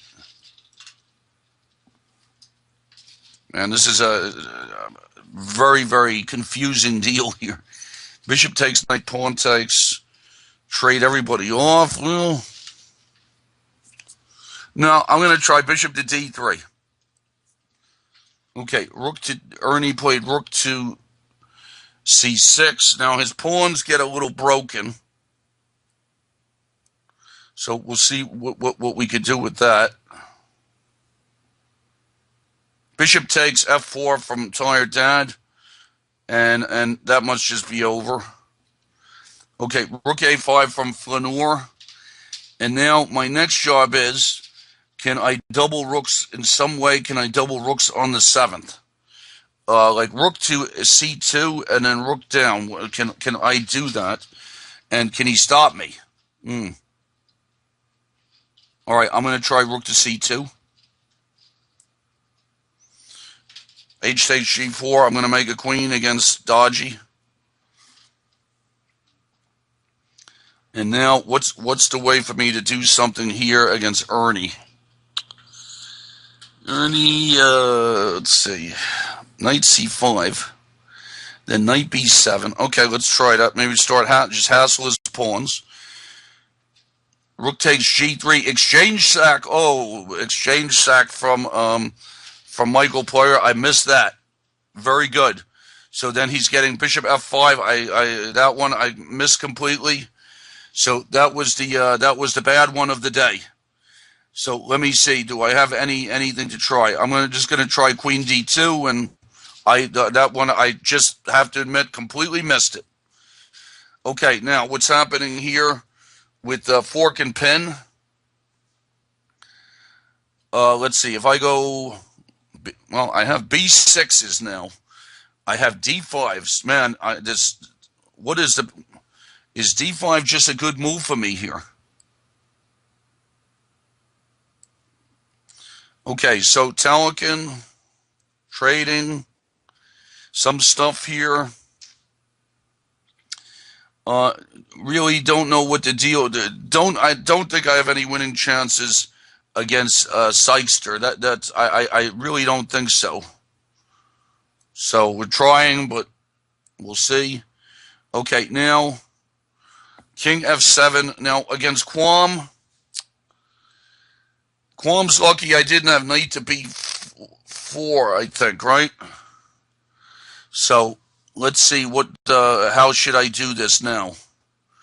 Rook takes, rook takes. Let's see, knight d8 check. What does he do? All right, I'm going to try knight to d8 check.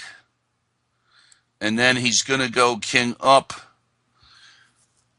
All right, I'm going to try knight to d8 check. All right, now against Ernie, I'm going to try to hassle his pawns. Against Tired Dad, I think that, isn't this just over? What's the best way for me to do this now that I'm up a piece? Bishop g3, harass him with like that. Check against Maj. Queen against Dodgy. Queen a4 against Talkin. Now he's after me on the other side.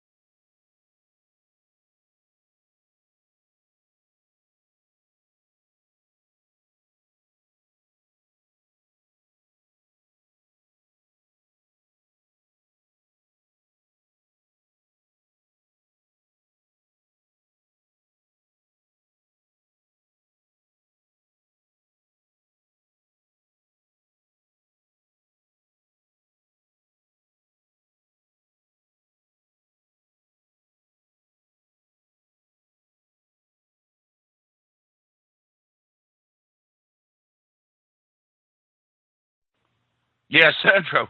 I think I've been talking to myself for a long time. Okay, good. So I think I'm back. I'm the game I'm looking at right now is against Flanor, and I'm trying to weasel my way in there somehow. I could win the exchange, but I don't believe that's a win.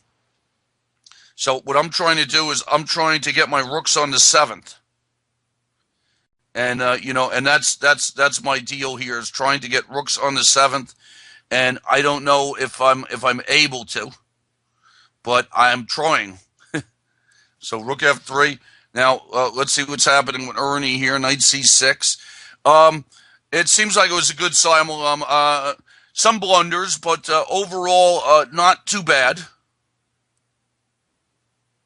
Okay, now Sykster has taken the pawn, and I guess I'll go rook check. I'm trying to tie him up, but I don't know if that's if it's that easy to tie him up. So there, and now I'm going to go rook check against Mige. Maybe that's another one. I'm a pawn down. Maybe I can draw. All right, now Talakin finally. How do I win? Rook takes. Not easy there. Okay, I'm going to go a5. Knight e7 from Quam. Okay, now see, the night before he has rook takes a5, of course. So that was my problem all along. And now I have to see what's can I bother him here with pawns. All right, I'm going to take this, and now rook a5 from Flanor, and now am I getting what I want? Rook to b3. Okay, bishop c6 from Sykster. And what's going on here? All right, I take. Maj has gone king to e. Maj is getting too passive because he just allowed me rook to b5.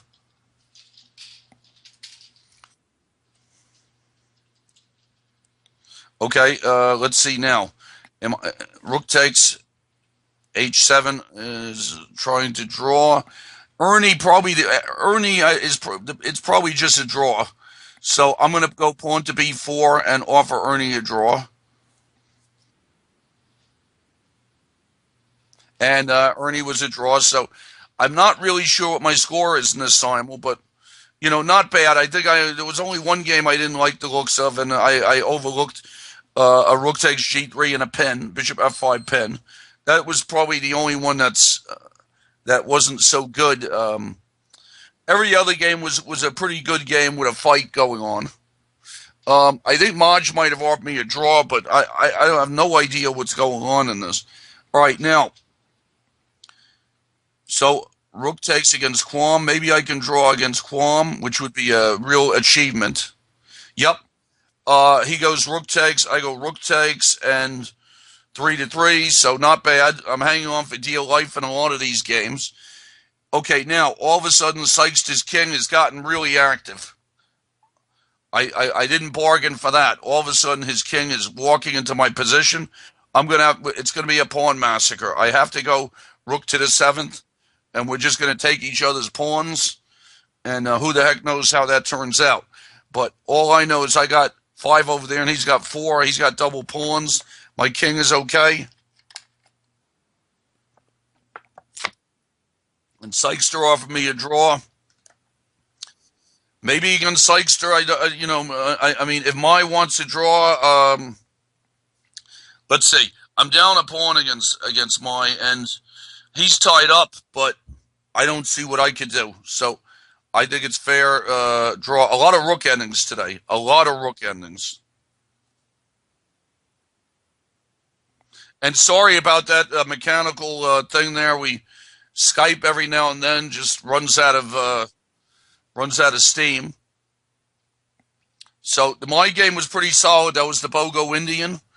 Not bad. I think I was better at one moment, and I messed it up. I think I was better at the moment where I really liked my position was when he went knight e4.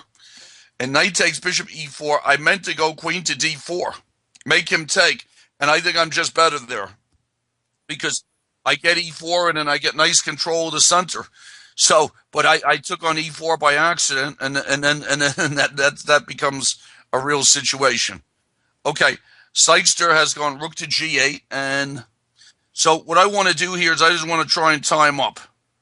So I'm going to go rook to e7. And, okay, bishop to d4 from Flaneur, and now I double my rooks on the 7th. And finally, I think I got what I want.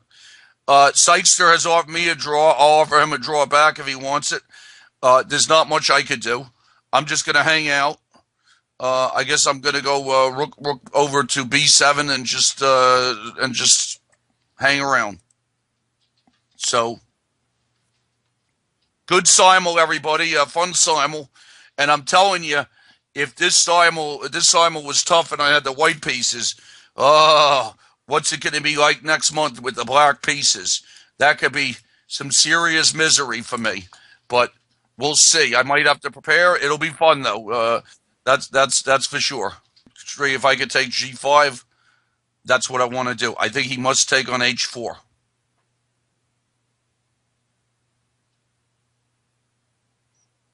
Yep, and I will take on h4 back.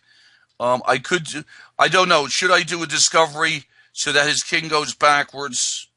Yes, maybe it's the best to do bishop to f3 check, so that his king can't get into f4 and maybe bother me a little bit like that. So I think that this is the most accurate. And now his king must go back. I think it's crazy to go king to d4. His best chances. And then I'm going to take his h-pawn. And then maybe later on I'm going to go around. This is going to take a while, I think. It might take like 40 moves or something. But I think it should be a pretty easy win.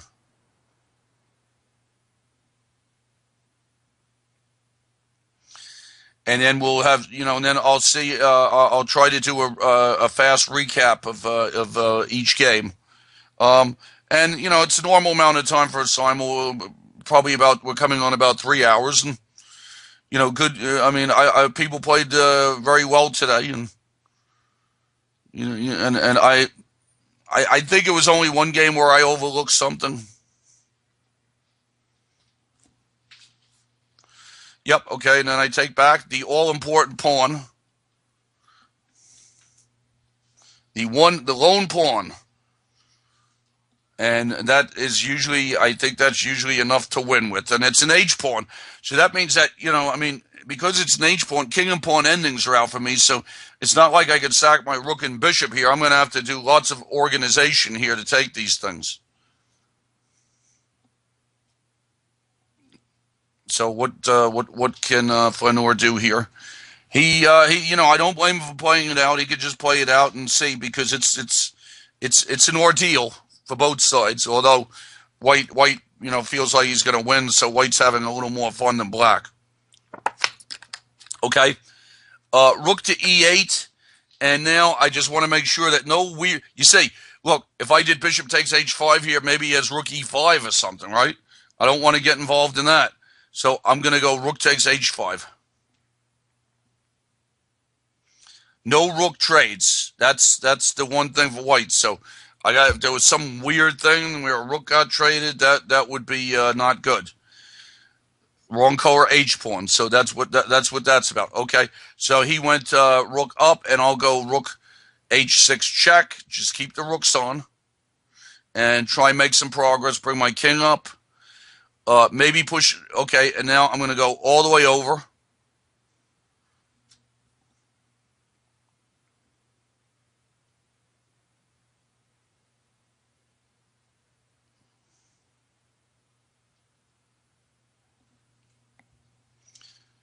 See what he does. I mean, it's not like he can really do anything. I mean, all moves are the same for him now.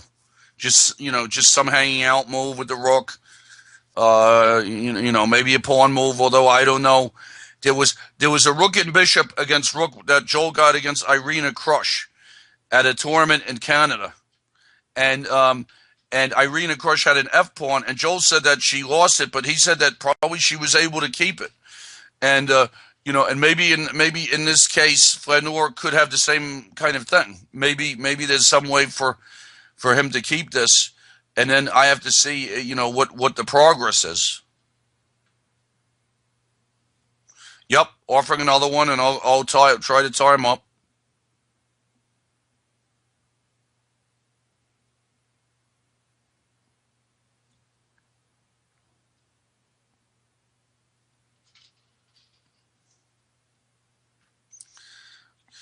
King G6, okay, and I guess I'll go King to G4.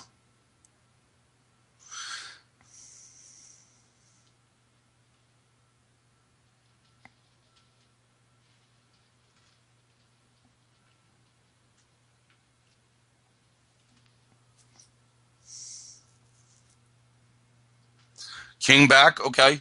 And now I have to see where do I want to go. Let's see. Good question here. Bishop to D5. He gets some rook in there. Like I said, king and pawn ending is just no chance at all. I'm wondering when I'm worried about pushing H5. I'm worried about pushing H5. It's not ideal. I mean, and it depends if it ever gets to H6 or not. Okay, I'm going to try bishop to E4.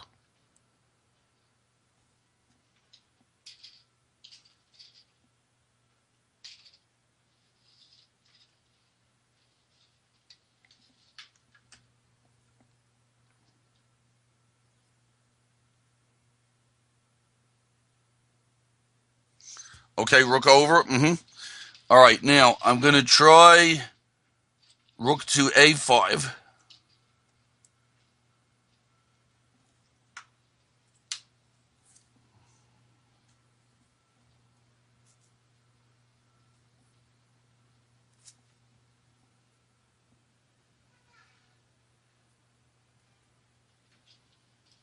I don't know if there's any way for me to get his rook off to 6th. If I could get his rook off to 6th, then I would get H5, and that would be pretty easy, right? Okay, so all right, I'm going to go king to G5.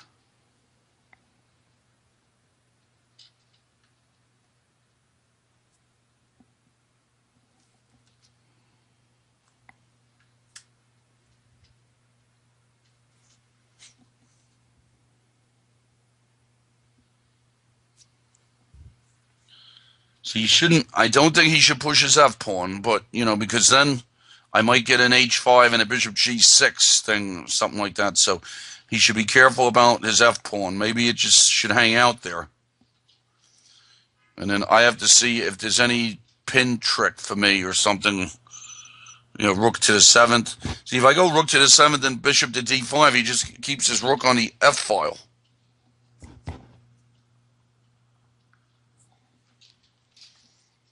Okay, rook to F6.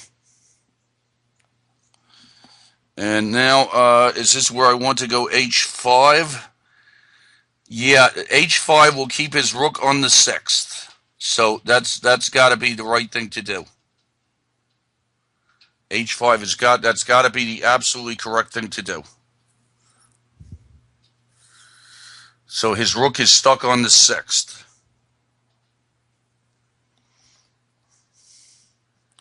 Then my next deal is to see,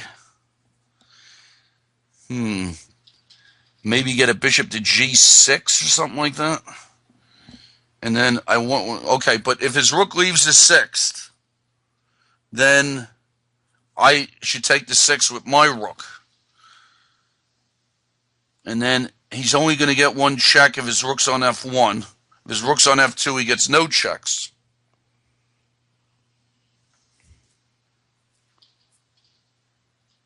So what should he do?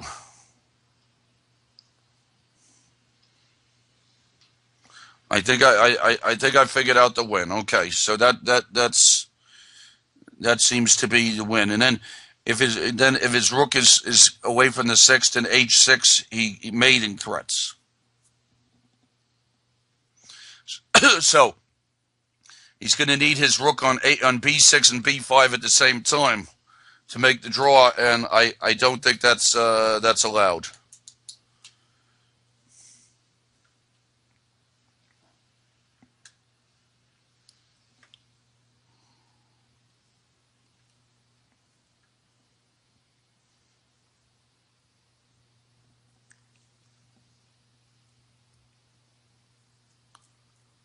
Okay, rook over now. Any threats? No side checks. So I'm going to go rook to a7.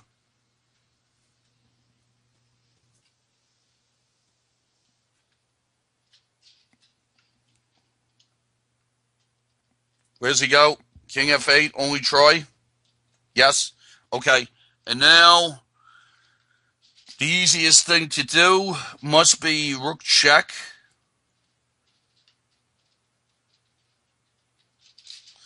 And does h7 do it, right? H7 should do it. Just wins his rook.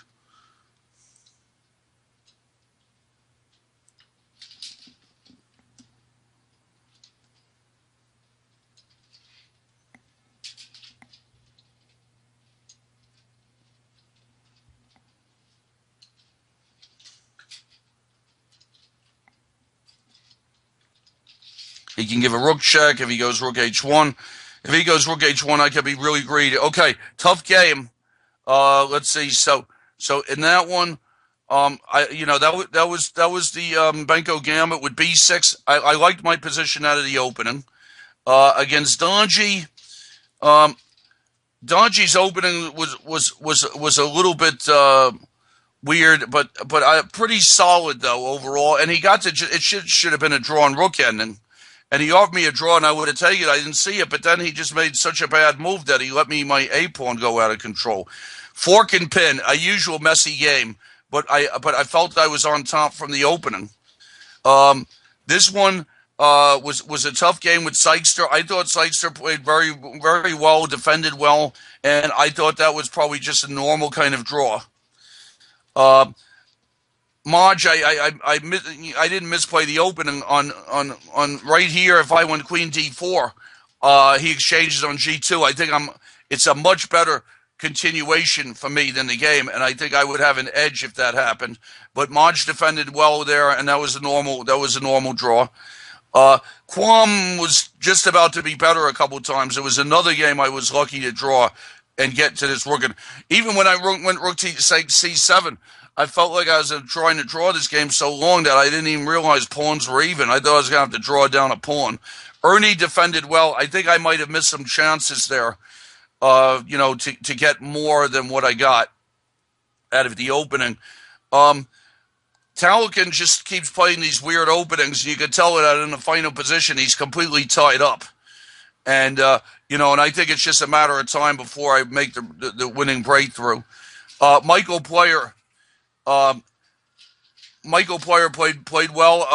I think I was better in the opening slightly, and then he pulled a nice trick on me with winning the rook takes g3 and bishop f5, and I thought I had chances until that moment, and then that was just about it. But that was a good game for Michael Player, and Tired Dad just we played before, and he's just got to get better openings against me. I think that's what he's got to do, and I think what was happening to Human Tornado is I think he was getting tortured in this position. I don't know if he needed to resign yet, but you can see I'm going to take the a4 pawn and then regroup and probably push it, and he doesn't really have any counterplay. And in that game, that was another one where I wasn't really sure that after a while, I wasn't sure that I liked the move a5. It just seemed that black started getting into trouble. Mini Yorkie, I was a bit better against this Budapest defense, but I think I made a few missteps, and he defended well, and then it was just pretty boring draw. No Main Line played a tough opening and just a very good game. Once he got that pass pawn, he tied me up on the queen side. I thought out of the opening I was just much better, but he played very well there. And Lao Tse had the opening was weird with knight bd7 and a perk, and then lost some pieces later on. And against the highest rated guy, Rajupe, he just got into a bad position in the same-ish. He was black, and I think his opening was just a little suspicious. And I think we're still going. James got into a very bad position. You got to be careful on those Dutch things when you exchange pawns in the center. Be careful what you make, whether you break the chain. And max brain power, you just got to hang on to your stuff better. Tired Dad, we spoke about, and Talican we spoke about. So thank you, everybody. So my final score was 2 losses, not bad. 5 draws, maybe that's a few too many draws, but well deserved for everybody, especially for me a couple of times. So I'll see everybody next month. Enjoy the World Cup coverage and have a good time, and I'll see everybody next month for my October Simul. So thanks everybody. It was a lot of fun. This is GM John Fedorowicz for ICC and the September 2015 Simul Master. Thanks a lot, everybody. Take care.